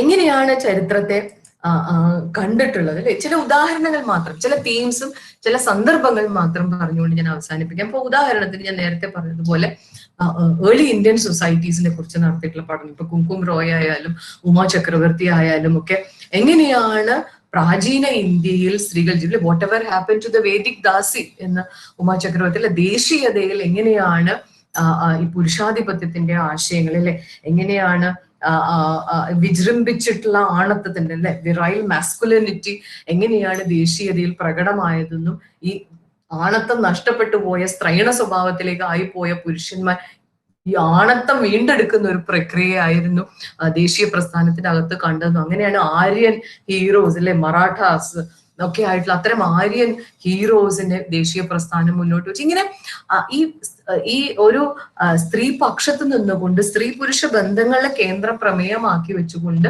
കഴിഞ്ഞ കാലത്തെ ചരിത്രത്തെ പഠിക്കാൻ ഇവർ നടത്തിയിട്ടുള്ള അല്ലെ, എങ്ങനെയാണ് അത് ഇന്നും ഈ പ്രാചീന ഇന്ത്യയിലെ സ്ത്രീയുടെ പിന്നെ സവർണ കാലഘട്ടമായി കരുതിയിരുന്ന പ്രാചീന ഇന്ത്യയുടെ സ്ത്രീയുടെ യഥാർത്ഥ ചരിത്രം എന്തായിരുന്നു, ദാസിയായിരിക്കുകയും ഈ അർത്ഥശാസ്ത്ര പോലുള്ള ടെക്സ്റ്റുകളിൽ ധാരാളമായി പ്രകടമാക്കുന്നത് പോലെ ലൈംഗികതയെ അതികഠിനമായ അടിച്ചമർത്തലുകൾക്ക് വിധേയമാക്കുകയും ചെയ്യുന്നത്. പക്ഷെ അതോടൊപ്പം തന്നെ ഈ പ്രാചീന ഇന്ത്യയിലെ ഈ ഇരയാക്കപ്പെട്ട അവസ്ഥയെ കുറിച്ച് പറയുമ്പോൾ തന്നെ ഉമാ ചക്രവർത്തി വളരെ കൃത്യമായി അടിവരയിടുന്ന ഒരു കാര്യമുണ്ട്. എന്തിനായിരിക്കും ഈ കൺട്രോളുകൾ ഉണ്ടായിട്ടുണ്ടാവുക അല്ലെ, തലമുണ്ടനം ചെയ്യുക, പട്ടിക്ക് കടിക്കാൻ വിട്ടുകൊടുക്കുക, അത് ചെയ്യുക, ഇത് ചെയ്യുക, ഇത്തരം കഠിനമായ ശിക്ഷകൾ എന്തുകൊണ്ടായിരിക്കും വിധിച്ചിട്ടുണ്ടാവുക? ഉത്തരം വളരെ ലളിതമാണ് അല്ലെ, ഈ നിർബന്ധങ്ങളെ മറികടന്നുകൊണ്ട് അതിർ ലംഘിച്ചു കൊണ്ടിരുന്ന ധാരാളം സ്ത്രീകൾ ഉണ്ടായിരുന്നു എന്നുള്ളത് തന്നെയാണ് അല്ലെ. ഇറ്റ് ഈസ് ദ എന്താ പറയാ power of non conforming women എന്നാണ് പറഞ്ഞത് അല്ലെ. അനുസരണക്കേട് അല്ലെ, നിലനിൽക്കുന്ന നിർബന്ധങ്ങളോടും നിയമങ്ങളോടും അനുശാസനങ്ങളോടും അനുസരണക്കേട് കാണിക്കുന്ന ധാരാളം സ്ത്രീകൾ ഉണ്ടായിരുന്നു എന്നുള്ളതിന്റെ തെളിവ് തന്നെയാണ് ഇത്തരം കഠിനമായിട്ടുള്ള അല്ലെ നിഷ്കർഷകൾ എന്ന് ഉമാ ചക്രവർത്തി പറയുന്നുണ്ട്. ഇതാണ് ഞാൻ നേരത്തെ പറഞ്ഞത്, ഇര മാത്രമല്ല അല്ലെ, ഇരയാവുമ്പോ തന്നെ അതിന്റെ ഇടയിൽ കൂടി ഇല്ലേ, അധികാരത്തിന്റെ ഇടയിൽ കൂടി ഇടങ്ങൾ കണ്ടെത്താനുള്ള കർത്തൃത്വങ്ങളെ നമുക്ക് എങ്ങനെ കണ്ടെത്താൻ പറ്റും എന്നുള്ളതാണ്. അപ്പൊ ഇങ്ങനെയുള്ള പഠനങ്ങൾ ധാരാളം നമ്മൾ കാണുന്നുണ്ട്. കേരളത്തിലേക്ക് വരുമ്പോൾ തന്നെ സംഘകാലത്തെക്കുറിച്ച് വിജയരാമസ്വാമിയുടെ 89 വന്നിട്ടുള്ള പഠനം കഴിഞ്ഞ് പിന്നെ നമ്മളൊന്നും അധികം കാലം കുറെ നേരത്തേക്ക് കാണുന്നില്ല എന്നുള്ളതാണ്. നമുക്കൊന്നും അറിയില്ല. ഉള്ളത് തന്നെ ഉണ്ണിയാർച്ചയെ കുറിച്ചും അല്ലെ, പുരുഷന്റെ മേഖലയിൽ ഇടപെട്ട സ്ത്രീ എന്നുള്ള നിലയ്ക്ക് ധീരവനിതയായ ഉണ്ണിയാർച്ച എന്നൊക്കെയുള്ള പഠനങ്ങളുണ്ട്. അതല്ലെങ്കിൽ മാറമറയ്ക്കൽ സമരത്തെക്കുറിച്ച് റോബർട്ട് ഹാർഡ്ഗ്രേവില് പുരുഷന്മാരാണ് എഴുതുന്നത്. സ്ത്രീകളുടെ മാറാണ് മറയ്ക്കപ്പെട്ടെങ്കിൽ സ്ത്രീകൾ എങ്ങനെയാണ് ഇതിനെ അനുഭവിച്ചിട്ടുണ്ടാവുക? ഇത് വാസ്തവത്തിൽ മറച്ചു കിട്ടാൻ വേണ്ടിയിട്ടുള്ള സമരം തന്നെയായിരുന്നു, അതോ നായർ മേധാവിത്വത്തിനെതിരെ നടന്ന ജാതി സമരമായിരുന്നു? ഇത്തരം അന്വേഷണങ്ങളൊന്നും ആദ്യകാലത്തിലെങ്കിലും നടന്നിരുന്നില്ല എന്നുള്ളതാണ്. അപ്പൊ ഒരുപക്ഷെ ഒരു 10-30 കൊല്ലം ഒക്കെ ആയിട്ടേ ഉണ്ടാവുള്ളൂ കേരളത്തിൽ തന്നെ ഈ സ്ത്രീ ചരിത്രം മീര വേലായുധനോ അരുണിമയോ ദേവികയോ നവനീത മുക്കിലോ ഒക്കെ എഴുതി തുടങ്ങിയിട്ട് ഒരു 10-30, പ്രവീണ കോടോത്തോ ഒക്കെ എഴുതി തുടങ്ങിയിട്ട് ഒരു 10-30 വർഷം ഒരു ചരിത്രമേ ഉള്ളൂ എന്നുള്ളത് നമുക്ക് കാണാം. പക്ഷെ ഇപ്പം വളരെയധികം ഇതിനുള്ള സാധ്യതകൾ പലരും എഴുതി തുടങ്ങുന്നതായിട്ടും നമ്മൾ കാണുന്നുണ്ട്, പബ്ലിഷ് ചെയ്യുന്നതായിട്ടും കാണുന്നുണ്ട് എന്നുള്ളത് കാണാം. ഇനി രണ്ട് വിഷയങ്ങൾ മാത്രം എടുത്തുകൊണ്ട് എങ്ങനെ സ്ത്രീ ചരിത്രത്തിലേക്ക് പ്രവേശിക്കാൻ പറ്റുന്ന 2 പ്രധാന തീമുകൾ മാത്രം എടുത്തുകൊണ്ട്, ഒന്ന് സെക്ഷുവാലിറ്റി, ലൈംഗികത എന്ന് പറയുന്നത്. എങ്ങനെ ലൈംഗികതയിലൂടെ സ്ത്രീ ചരിത്രം എഴുതാൻ നോക്കാം അല്ലെ? ഉമാ ചക്രവർത്തിയൊക്കെ അർത്ഥശാസ്ത്രത്തിന്റെയൊക്കെ കോണ്ടെക്സ്റ്റിൽ പറയുന്നത് അല്ലെ, എന്താണ് എന്താ പറയുക മാനക ലൈംഗികത, എന്താണ് അലൗഡ് ആയിട്ടുള്ളത്, ഇതാണ് അംഗീകരിക്കപ്പെട്ടത്, ഇതേ പറ്റുള്ളൂ എന്ന് പറയുന്നത് എന്തായിരുന്നു, എന്താണ് അതിൽ നിന്നുള്ള മാറി സഞ്ചാരങ്ങൾ, ലൈംഗികതയുടെ നിഷ്കർഷകളിൽ നിന്നുള്ള അതിനകത്ത് കർത്തൃത്വങ്ങൾ കണ്ടെത്താൻ പറ്റുമോ? നേരത്തെ ഞാൻ പറഞ്ഞതുപോലെ ഒന്നിച്ചുള്ള മുദ്രാവാക്യം വിളിയോ ജാതിയോ ഒന്നും ആയിരിക്കില്ല, പക്ഷെ സ്വന്തം ജീവിതത്തിൽ ആളുകൾ നടത്തുന്ന ഈ നിലനിൽക്കുന്ന നിയമങ്ങളിൽ നിന്നുള്ള മാറി നടത്തോ എതിർ നടത്തോ അതിർ ലംഘനമോ ഒക്കെ ആയിരിക്കാം ഒരുപക്ഷെ കർത്തൃത്വത്തിന്റെ അടയാളങ്ങളായിട്ട് കാണാൻ പറ്റുക. അപ്പൊ അങ്ങനെയുള്ള ഒരു പ്രമേയം എടുത്തുകൊണ്ട് സ്ത്രീ ചരിത്രം എഴുതാം. പ്രസ്ഥാനങ്ങളെ കുറിച്ചുള്ള ചരിത്രം എങ്ങനെ എഴുതാം? നമ്മൾ നേരത്തെ പറഞ്ഞു അല്ലെ, ജാഥയ്ക്ക് പോയോ എന്നുള്ളതല്ല, പ്രസ്ഥാനങ്ങൾക്കകത്ത് എങ്ങനെ വ്യത്യസ്തമായിട്ടുള്ള രീതിയിൽ സ്ത്രീകൾ ഇടപെട്ടു എന്നുള്ളത്. ഇപ്പം തെലങ്കാന സമരത്തെ കുറിച്ച് പറയാറുണ്ട്. സ്ത്രീകൾ അവിടെ ചോദിച്ചത് വിലക്കയറ്റത്തിനെതിരായിട്ടുള്ള മുദ്രാവാക്യങ്ങൾ ഉണ്ടായിരുന്നു, ടോയ്ലറ്റുകൾ വേണമെന്നുള്ള. എന്താണ് തെലങ്കാന സമരമായിട്ട് ഇതിന് ബന്ധം? പ്രത്യക്ഷ ബന്ധമൊന്നുമില്ല അല്ലെ? പക്ഷെ സ്ത്രീകളുടെ പങ്കാളിത്തം വരുന്നതോടുകൂടി പ്രസ്ഥാനത്തെ തന്നെ സ്ത്രീ പക്ഷമാക്കുക എന്ന് പറയുന്ന ഒരു ദൗത്യം വാസ്തവത്തിൽ ആ സാന്നിധ്യം ഉണ്ട്. ഇതൊന്നും നമ്മൾ കാണുന്നില്ലല്ലോ അല്ലെ? സുന്ദരയ്യ തെലങ്കാന പ്രസ്ഥാനത്തെ കുറിച്ച് എഴുതിയപ്പോൾ പറഞ്ഞു, ഞങ്ങൾക്ക് ഞങ്ങളുടെ സ്ത്രീകളെ വേണ്ട വിധം പരിഗണിക്കാൻ പറ്റിയില്ല. ഒറ്റ സെന്റൻസ് ആണ് സുന്ദരയ്യയുടെ പുസ്തകത്തിലുള്ളത്. അതിനുശേഷമാണല്ലോ അല്ലെ സ്ത്രീ ശക്തി സംഘടന ഈ പുസ്തകം പുറത്തു കൊണ്ടുവന്ന് തെലങ്കാന സമരത്തിൽ പങ്കെടുത്ത സ്ത്രീകൾ എന്ത് പ്രത്യേക മാറ്റമാണ്, എന്ത് സ്ത്രീപക്ഷ അജണ്ടകളാണ് ഈ പ്രസ്ഥാനത്തിലേക്ക് കൊണ്ടുവന്നത്. അപ്പൊ മാറിക്കൊണ്ടില്ലേ, പ്രസ്ഥാനത്തെ കുറിച്ചുള്ള നമ്മുടെ സങ്കല്പനങ്ങളെ തന്നെ മാറ്റിക്കൊണ്ട് വ്യത്യസ്തമായ രീതിയിൽ പുതിയ വിഷയങ്ങളെ കൂടി ഉൾപ്പെടുത്തിക്കൊണ്ട് അന്വേഷണങ്ങൾ നടത്തുമ്പോഴാണ് ചരിത്രത്തിലേക്ക് സ്ത്രീകൾ ഉണ്ടായി വരുന്നതായിട്ട് നമുക്ക് we were making history, women in the Telangana uprising എന്നൊക്കെ പറഞ്ഞിട്ടുള്ള പുസ്തകങ്ങൾ, അതുപോലെ കവിത പഞ്ചാബിയുടെ unclaimed harvest and oral history of the Tebhaga women's movement 2017 ഇറങ്ങി. അപ്പൊ ഇങ്ങനെ ധാരാളം പുസ്തകങ്ങൾ നമ്മുടെ മുമ്പിൽ തെളിവുകളായിട്ട് ഉണ്ട് എന്നതാണ്. അപ്പൊ അവസാനിപ്പിക്കുമ്പോൾ ഞാൻ ഇത്രയും പറയാം, പഴയ രീതിയിലുള്ള ചരിത്രത്തെ അങ്ങനെ തന്നെ വെച്ചുകൊണ്ട് എന്നാൽ അതിനകത്ത് ഇരുന്നുകൊണ്ട് നമുക്ക് സ്ത്രീ ചരിത്രം എഴുതാം എന്ന് പറഞ്ഞാൽ നടപ്പുള്ള കാര്യമല്ല. അപ്പൊ ചരിത്രം എന്നുള്ള വിജ്ഞാന ശാഖയെ തന്നെ മാറ്റി തീർത്തുകൊണ്ട് പുതിയ കാര്യങ്ങൾ അന്വേഷിക്കാൻ പറ്റുന്ന പുതിയ രീതിശാസ്ത്രങ്ങളിലൂടെ, പുതിയ ദത്തങ്ങളിലൂടെ, പുതിയ സ്രോതസ്സുകളിലൂടെ അത് സാധ്യമാകണം. അതും കൂടി അനുവദനീയമാക്കി മാറ്റുമ്പോഴാണ് സ്ത്രീ ചരിത്രത്തിനുള്ള ഒരു സാധ്യത പോലും ഉണ്ടായി വരുന്നത്. പുതിയ സ്രോതസ്സുകളെ കണ്ടെത്തിക്കൊണ്ടും പുതിയ വ്യാഖ്യാനങ്ങളുടെ രീതികൾ അവലംബിച്ചുകൊണ്ടും തന്നെയാണ് സ്ത്രീ ചരിത്രങ്ങൾ എഴുതാനുള്ള ഒരു അവസ്ഥ ഉണ്ടാവുന്നത് എന്നുള്ളതാണ്. എന്നാൽ മാത്രമേ സ്ത്രീകളുടെ ശബ്ദങ്ങൾ ചരിത്രത്തിൽ കൂടി നമുക്ക് കേൾപ്പിക്കാൻ പറ്റുള്ളൂ എന്ന് പറഞ്ഞുകൊണ്ട് നിർത്തുന്നു. നന്ദി. Thank you madam. മൈക്കൽ തരൻ സർ, എന്തെങ്കിലും സംസാരിക്കുന്നുണ്ടോ?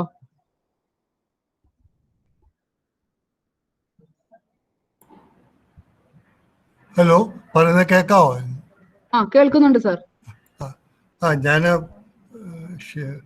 ഷിബയോട് പ്രത്യേകം നന്ദി പറയുകയാണ്. വളരെ നല്ല ഒരു അവതരണമായിരുന്നു. ഇത് തീർച്ചയായിട്ടും എല്ലാവർക്കും ഉപകാരപ്പെട്ട് കാണുമെന്നാണ് എൻ്റെ വിശ്വാസം. പുതിയ ചോദ്യങ്ങൾ വരാൻ അല്പം സമയമെടുക്കും എന്നുള്ള പ്രതീക്ഷയിൽ ഞാൻ എനിക്ക് തോന്നിയ ഒരു ചെറിയ സംശയം ഉന്നയിക്കുകയാണ്. അതായത് വിവിധ അടരുകളിൽപ്പെട്ട സ്ത്രീകളെ കുറിച്ച് പഠിക്കേണ്ടി വരുമ്പോൾ, സ്ത്രീപക്ഷ ചരിത്ര നിർമ്മിതിക്ക് വേണ്ടി പഠിക്കേണ്ടി വരുമ്പോൾ അവരെ എല്ലാ അടരുകളെയും കഴിയുന്നത്ര ഇതിൽ ഉൾപ്പെടുത്തേണ്ട ഒരു ഉത്തരവാദിത്വം ഉണ്ട് എന്ന് ഷീബ നിർദ്ദേശിച്ചു എന്നാണ് എനിക്ക് മനസ്സിലായത്. അതുമായിട്ട് ബന്ധപ്പെട്ട് അല്പം മാറി ചിന്തിക്കുകയാണെങ്കിൽ വിവിധ അടരുകളിൽപ്പെട്ട സ്ത്രീകൾ എല്ലാവരും സ്ത്രീ ആണ് എന്നുള്ളതിൻ്റെ ഒരു പ്രത്യേക ഐഡൻറ്റിറ്റി, പ്രത്യേക സ്വത്വം ഉണ്ട് എന്നുള്ളതും അംഗീകരിക്കേണ്ടി വരുന്നു. അപ്പോൾ ഇത് സ്ത്രീ വിമോചനത്തിൻ്റെ പ്രശ്നമായിട്ട് കണക്കാക്കുമ്പോൾ, അല്ലെങ്കിൽ സ്ത്രീ സ്വാതന്ത്ര്യത്തിന് വേണ്ടിയിട്ടുള്ള സമരങ്ങളുടെ പശ്ചാത്തലത്തിൽ ഇത്തരം പഠനങ്ങൾ നടത്തുമ്പോൾ ഈ വിവിധ അടരുകളിൽപ്പെട്ട വിഭാഗങ്ങൾ സംഘടിക്കുകയും അവരുടെ ജീവിത പരിസരത്ത് നിന്നുകൊണ്ട് ഏറ്റവും പ്രധാനപ്പെട്ടതെന്ന് അവർക്ക് തോന്നുന്ന വിഷയങ്ങളെ സംബന്ധിച്ച് ചില അവകാശവാദങ്ങൾ മുന്നോട്ട് വയ്ക്കുകയും അതിനായി സമരം ചെയ്യുമ്പോൾ അതേക്കുറിച്ചുള്ള പഠനങ്ങൾ തിരസ്കരിക്കപ്പെട്ടവരെയും പുറമ്പോക്കിലാക്കപ്പെട്ടവരുടെയും പൊതുവെയുള്ള ശ്രമങ്ങൾക്ക്, ചരിത്ര പഠനങ്ങളിൽ എങ്ങനെയാണ് അതിനെ ഉൾപ്പെടുത്തുക, അതും കൂടെ ഉൾപ്പെടുത്തിയ ഒരു പഠനം അല്ലയോ വേണ്ടത് എന്ന് ചോദിക്കുമ്പോൾ അതിനൊരു ഉദ്ദേശ ലക്ഷ്യം ഉള്ളതുപോലെ തോന്നും. വേണ്ടതെന്നുള്ള അർത്ഥത്തിലല്ല, നമ്മൾ ഒരു വിമോചനത്തിൻ്റെ ഒരു ചരിത്രം പറയുമ്പോൾ, അല്ലെങ്കിൽ അത് രചിക്കുമ്പോൾ ഈ അടരുകൾ വിട്ട് സ്ത്രീ സമൂഹത്തിൻ്റെ മുഴുവൻ കൂടിയുള്ള ദർശനം, മുഴുവൻ കൂടിയുള്ള പെർസ്പെക്റ്റീവ്, അതോടൊപ്പം തന്നെ ഇതുപോലെ തന്നെ പല വിധത്തിൽ തിരസ്കരിക്കപ്പെടുന്ന എല്ലാ വിഭാഗങ്ങളുടെയും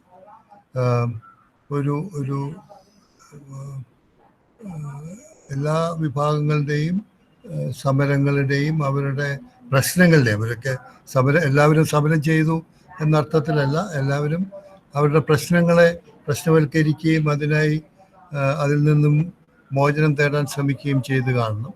അപ്പോൾ ആ ശ്രമങ്ങളെ കൂടെ കൂട്ടിയിട്ട് വേണ്ടേ ഒരു പഠനം നടത്താൻ എന്നാണ് എൻ്റെ ചോദ്യത്തിൻ്റെ അടിസ്ഥാന പ്രമേയം അതാണ്.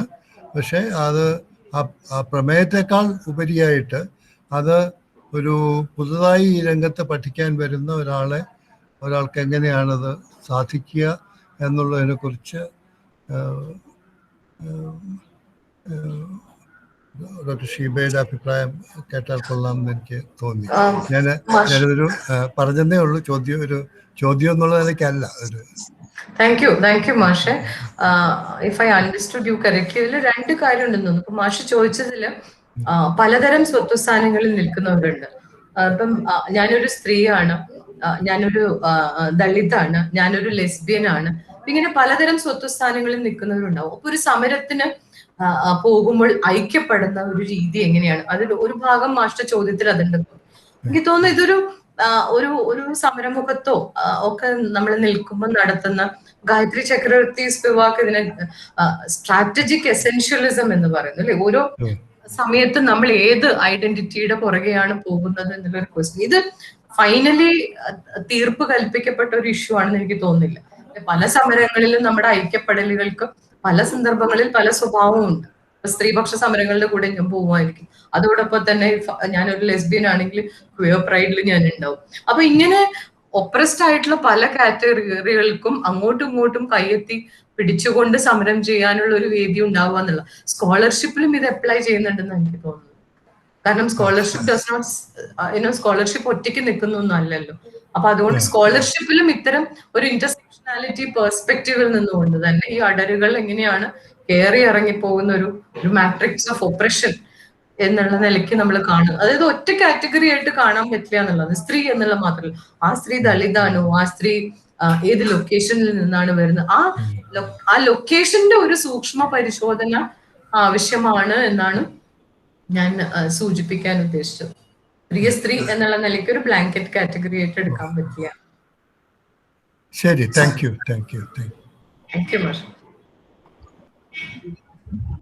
അരുണിമ മാഡം സംസാരിക്കുന്നുണ്ടോ? ആൾക്കാരുടെ ഞാൻ ഷീബയുടെ എപ്പോഴും നിരന്തരം ചർച്ച ചെയ്യുന്ന ആളായോണ്ട് നമുക്ക് കുറെ ക്വസ്റ്റ്യൻസ് വന്നിട്ടുണ്ടല്ലോ, അവരൊക്കെ ചോദിക്കട്ടെ. There are some questions in the chat box.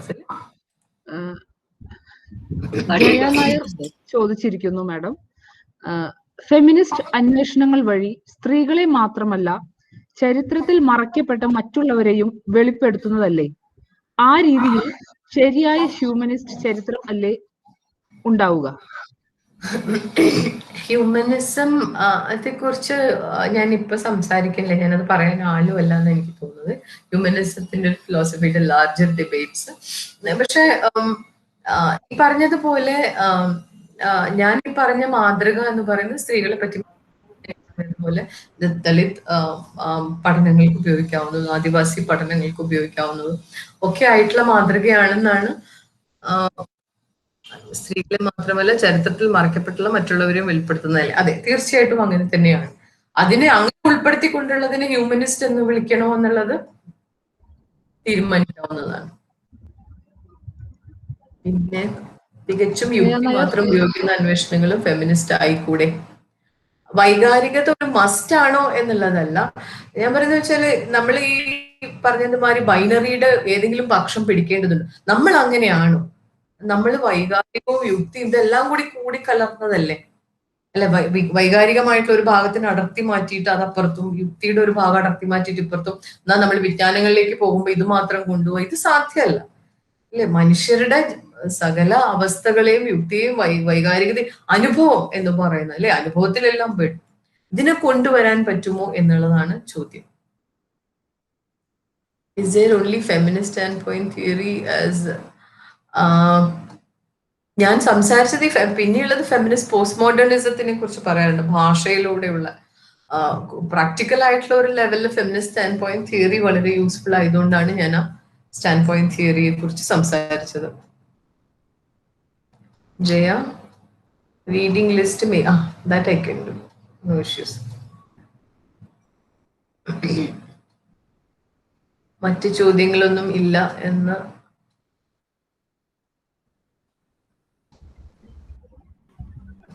No, this is, I just wanted to ask a question. Hi. This is Mriduli Panya. Yes, hi. Really, I enjoyed the talk and I think I understood most of it. I can't guarantee that I understood everything. But to me, does it look, I mean, I fully agree that you have to have a history of women. For instance, so many things are happening in history, but we don't know exactly what was the role of women in all those years. Similarly, as somebody else said, shouldn't we have also the history of the other vulnerable groups? So, and call it a humanist history. But I'm saying then, can we have histories of a particular time? There are so many histories. There are histories of women, there are histories of rulers, there are histories of... Can you have a situation like that? I mean, can history be like that? That, it is a history of women, of transgenders, of scheduled tribes, of, all the different categories, plus the rulers. So there is a huge range of histories. Is that possible in your discipline? Yes, of course. I mean, in fact, that's what we were trying to move towards when we are talking about inclusive histories. We are addressing the fact that hitherto history has been trying to exclude a whole lot of people. A lot of subjectivities were on the other side as the other. And can there be an attempt where we can think about histories of people? Now we are trying to think of histories of people, histories of animals as well. I know Mahesh Rangarajan was talking about animals in history. So can we talk about, much more than what we have been doing all the while? Weren't we doing very restrictive histories? Weren't we doing very narrow histories? If history is something about the past, if it is a document about the past, can we think about picking up the past in varied myriad ways than how we've been doing it till now. That would perhaps be the, the fundamental leading point, where we are trying to add in all that we can. Histories of Adivasis, histories of Dalits, histories of women, histories of, queer histories. Yeah. Yeah, I think so. Yeah, I think I You're understand what right. you're saying. Yeah. Thank you. Thank you for being here. I enjoyed it. Bijoy Sebastian has raised a query regarding the matrilineal system of inheritance that existed among a particular community in Kerala. If we set aside famed personalities, will it be true to assume that traditional historiography might have turned a blind eye on studying such progressive instances among commoners in history, while putting too much focus on the discriminatory and negative aspects that dominated mainstream Indian society? We set aside famed personalities. Will it be true to assume that traditional historiography might have turned a blind? Are you, in the first instance, implying that matrilineal is progressive? Are we starting on that? I'd like to know. Ma'am, I would like to know your opinion. Like, No. Are you no? Are you starting saying that matrilineal is progressive? So we haven't seen matrilineal. Maybe we should go and understand matrilineal. Is that what you mean with this like if you question? could share your understanding on you could share your understanding on matrilineal. Like, Arunima is here. I wouldn't dare talk about matrilineal when Arunima is sitting here. like Maybe you should Please ask do, her. Sheila.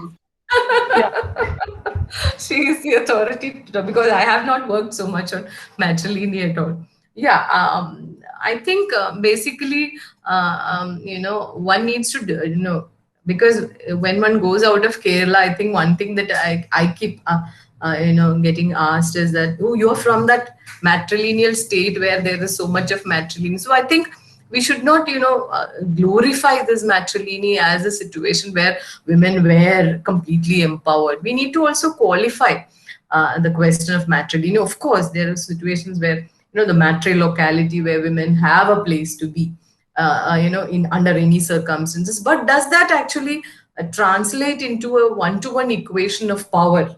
Women, being able to exercise power in that sense. I think that should be, instead of glorifying it, I think it should be qualified at every particular instance, at every region. The Muslim matrilineal in North Malabar or the Muslim matrilineal in Lakshadweep. I think we need to qualify it differently than have a one homogeneous, view about matrilineal is equal to empowerment. That's my very limited take on that. thank you, ma'am. Just one more thing, Shiba, it just struck me. Yes, please. Supposing you look at Engels and Bebels, that whole family of the history. Now, would that not be a very substantive contribution to history, to the literature regarding the whole emergence of this, the inequalities which we not now talk about, the woman question, which we now talk about. So that really was a wonderful history that we got. Yes. But it also The has origin of family. yeah, the origin of family. Yes, indeed. I mean, it's very interesting to read that, and I think it has interesting ideas there. But but reducing it to the whole question of property, I found very problematic. That the man is the bourgeoisie inside the family and the woman is the proletariat, and it's basically ultimately boils down to whether you have or don't have property, which I think is reducing the situation a little, because they're much more than property. Yes, definitely yes, but beyond a question of class, there are other issues as well, isn't there? There's patriarchy, there's so much else we need to look at. But as you said, it's very interesting, and I think more than Marx, Engels talked a lot about socializing childcare and socializing cooking. So that's how the communes emerge. So I think, Engels makes a lot of much more interesting reading than Marx on gender, I think. Next, Thank you. next question by Sajna Firoz. Can we say Nambudiri and Nair women wrote histories from their own standpoint as they were the authors, but it was others? First, take the cases of Dalit feminist history in Kerala. First, take the case of Dalit. That part I don't understand, but can we say the Nambudiri and Nair women? I think here this is a question where I was talking about when we are, talking about the intersectionality thing. The Nambudiris and Nairs definitely were, in terms of social hierarchy, they were. But did their women, did their women, find themselves in positions of power? That is again a question. So even if you are a Savarna, what is the question, the gender question within that Savarna family? So you find that when you talk about caste, you find that the higher you go the caste, the stronger is the control over your sexuality, because that's how caste maintained itself. So and in Kerala, the situation is also very different from what happened, what obtained in the Gangetic Plain, for example, in terms of caste, because the Nambudiri was the caste who wanted to preserve their caste purity. They had all these trials and all that. But beyond that, coming down, the women of every caste down, were accessible to men of the higher caste in that sense. So you had a very different kind of a sexuality code when you talk about Kerala, different from, the Gangetic Plain. So the gender question, caste hierarchy does not necessarily translate into power for the women of that caste. Not at all. That's what we saw with the Nambudiri caste. So there is no one-to-one. The Nambudiri man has all his power in terms of caste hierarchy. But did the Nambudiri women have? Of course, they tried to negotiate, of course. They're not just, victims. They necessarily tried to negotiate. And my research was about that. How this Nambudiri woman was continuously breaking, transgressing rules, sexual rules, and, finding her own agency. Yeah, so that is there. But necessarily there is no one-to-one relationship between the men and women in the same caste hierarchy, enjoying the same kind of powers. Yeah. And first take the cases of that. No, I don't understand that part of the question. I'm sorry. Sajna, are you here?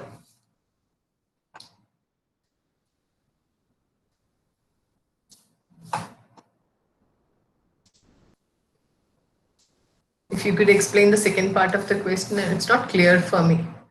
But it was others first take the cases of. Could you please, Sajna, Vidindo? Gayatri, Balu. Yes, ma'am. Yes, Please, ma'am. Okay. എന്തായിരുന്നു ഉദ്ദേശിച്ചത്?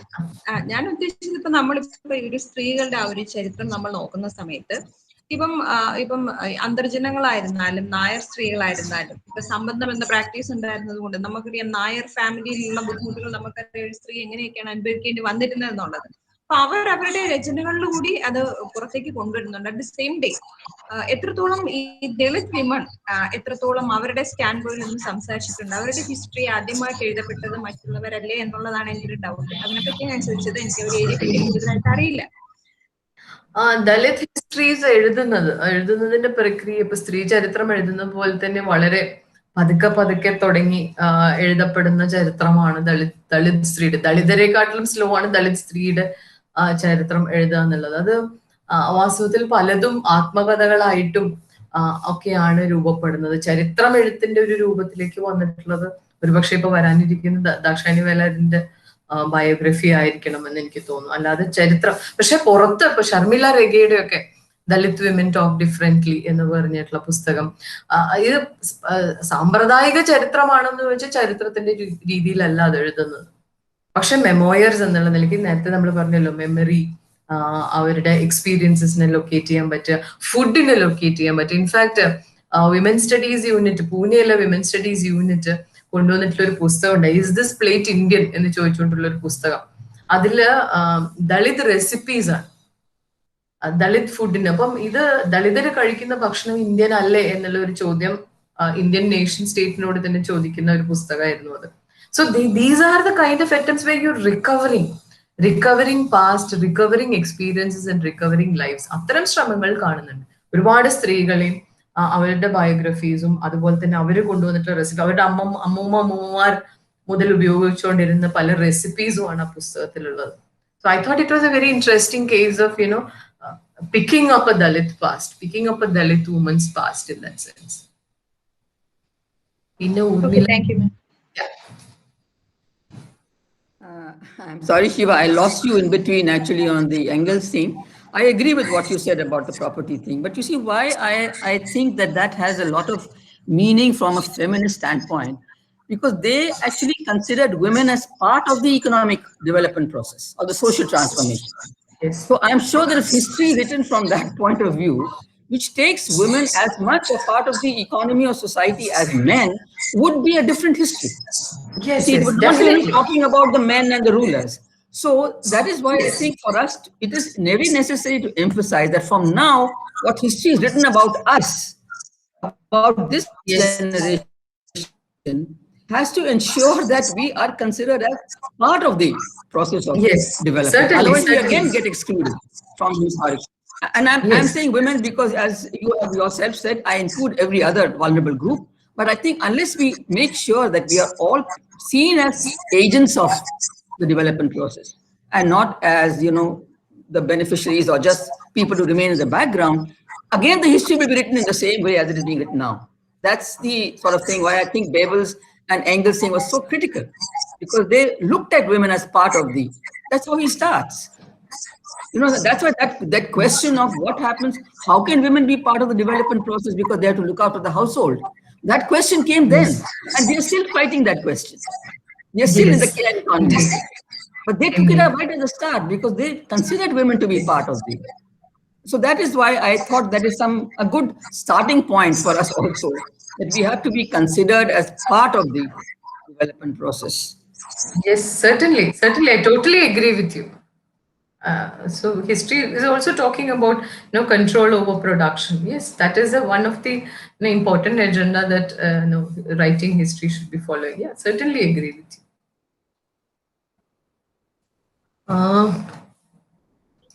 There's a question here, Gayatri. It is true that certain empiricist studies tries to ensure a forced visibility. However, can't we use the same methodological approach to denote the scale of absences and invisibility if done from a feminist standpoint? So we can say that the problem is not with the methodological approach, but with the standpoint of the study. I think Gayatri Balu, are you here? I think രണ്ട് മെത്തഡോളജികളെയും കൂട്ടി യോജിപ്പിക്കാനാണ് ഗായത്രി ശ്രമിക്കുന്നതെന്ന് തോന്നുന്നു. What I tried to say was that empiricist methodology had its drawbacks because it could not question the discipline എന്നുള്ളതാണ്. Absences ചൂണ്ടിക്കാണിക്കാൻ ഒരു പക്ഷേ അതാണ് ഞാൻ പറഞ്ഞത്, അത് റാഡിക്കൽ ആയിരുന്നു. അതിന്റെ കാലത്ത് അത് റാഡിക്കൽ ആയിരുന്നു. കാരണം ഇല്ലായ്മയുടെ ഗ്യാപ്പുകളെ അടയ്ക്കാൻ തന്നെ അത് തീർച്ചയായിട്ടും ശ്രമിച്ചു എന്നുള്ള നിലയ്ക്ക് അത് റാഡിക്കലാണ്. അത് നമ്മൾ ഉപേക്ഷിക്കാന്നല്ല, പക്ഷെ അത് പോരാ എന്നുള്ളതാണ്. കാരണം അതുകൊണ്ട് മാത്രം ഇൻക്ലൂഷൻ സാധ്യമാവുന്നില്ല. കാരണം അപ്പോഴും നമ്മൾ ചോദിക്കേണ്ട പ്രധാനപ്പെട്ട ചോദ്യങ്ങൾ ചോദിക്കുന്നില്ല. ഈ നോളജും പവറും തമ്മിലുള്ള റിലേഷൻഷിപ്പ് എന്താണ്, ഈ ഡിസിപ്ലിനിൽ എന്തുകൊണ്ട് സ്ത്രീകൾക്ക് കയറാൻ പറ്റുന്നില്ല, അത്തരം ചോദ്യങ്ങൾ ചോദിക്കാൻ നമ്മൾ എനേബിൾ ചെയ്യുന്നത് വാസ്തവത്തിൽ സ്റ്റാൻഡ് പോയിന്റ് ആണെന്നുള്ളതാണ് ഞാൻ പറയാൻ ഉദ്ദേശിച്ചത്.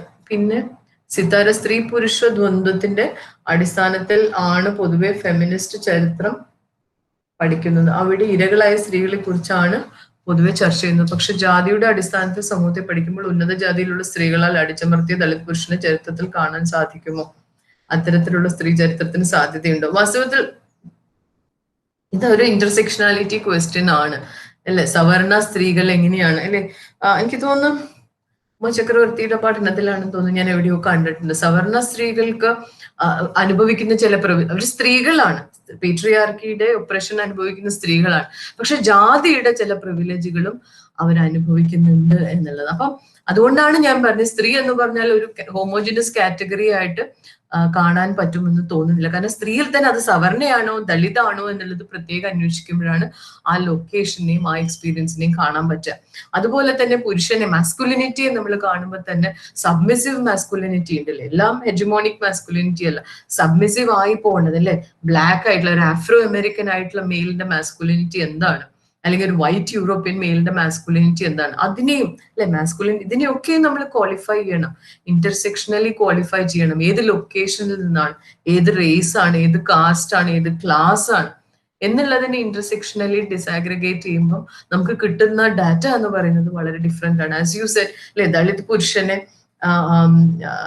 ഗോഡ് ഓഫ് സ്മോൾ തിങ്സിലൊക്കെ നമ്മളതിങ്ങനെ വന്നു പോകുന്നത് കാണുന്നില്ലേ? ദളിത് പുരുഷനെ എങ്ങനെയാണ് ഒരു സവർണ സ്ത്രീ കാണുന്നത്, അതിലുള്ള പവർ എന്താണ്? ഡെഫിനറ്റ്ലി അല്ലെ, ഇതൊക്കെ നമുക്ക് ഉൾപ്പെടുത്താൻ പറ്റണ്ടേ? കാരണം ആത്യന്തികമായിട്ടും സ്ത്രീവാദം സംസാരിക്കുന്ന അധികാരത്തിനെ കുറിച്ചാണ്, അധികാരത്തിനെതിരെയാണ്. അപ്പൊ പലതരത്തിലുള്ള അധികാരങ്ങളുടെ അടരുകളെയും കാണാനും അഡ്രസ് ചെയ്യാനും സ്ത്രീവാദത്തിന് പറ്റണമല്ലോ. അത് കണ്ടില്ല എന്ന് നടിക്കുകയല്ലോ. Basically we are trying to democratize life. അത് ഇന്റലക്ച്വൽ ലൈഫ് ആയാലും സോഷ്യൽ ലൈഫ് ആയാലും അക്കാഡമിക് ലൈഫ് ആയാലും നോളജിന്റെ ലൈഫ് ആയാലും അതെ.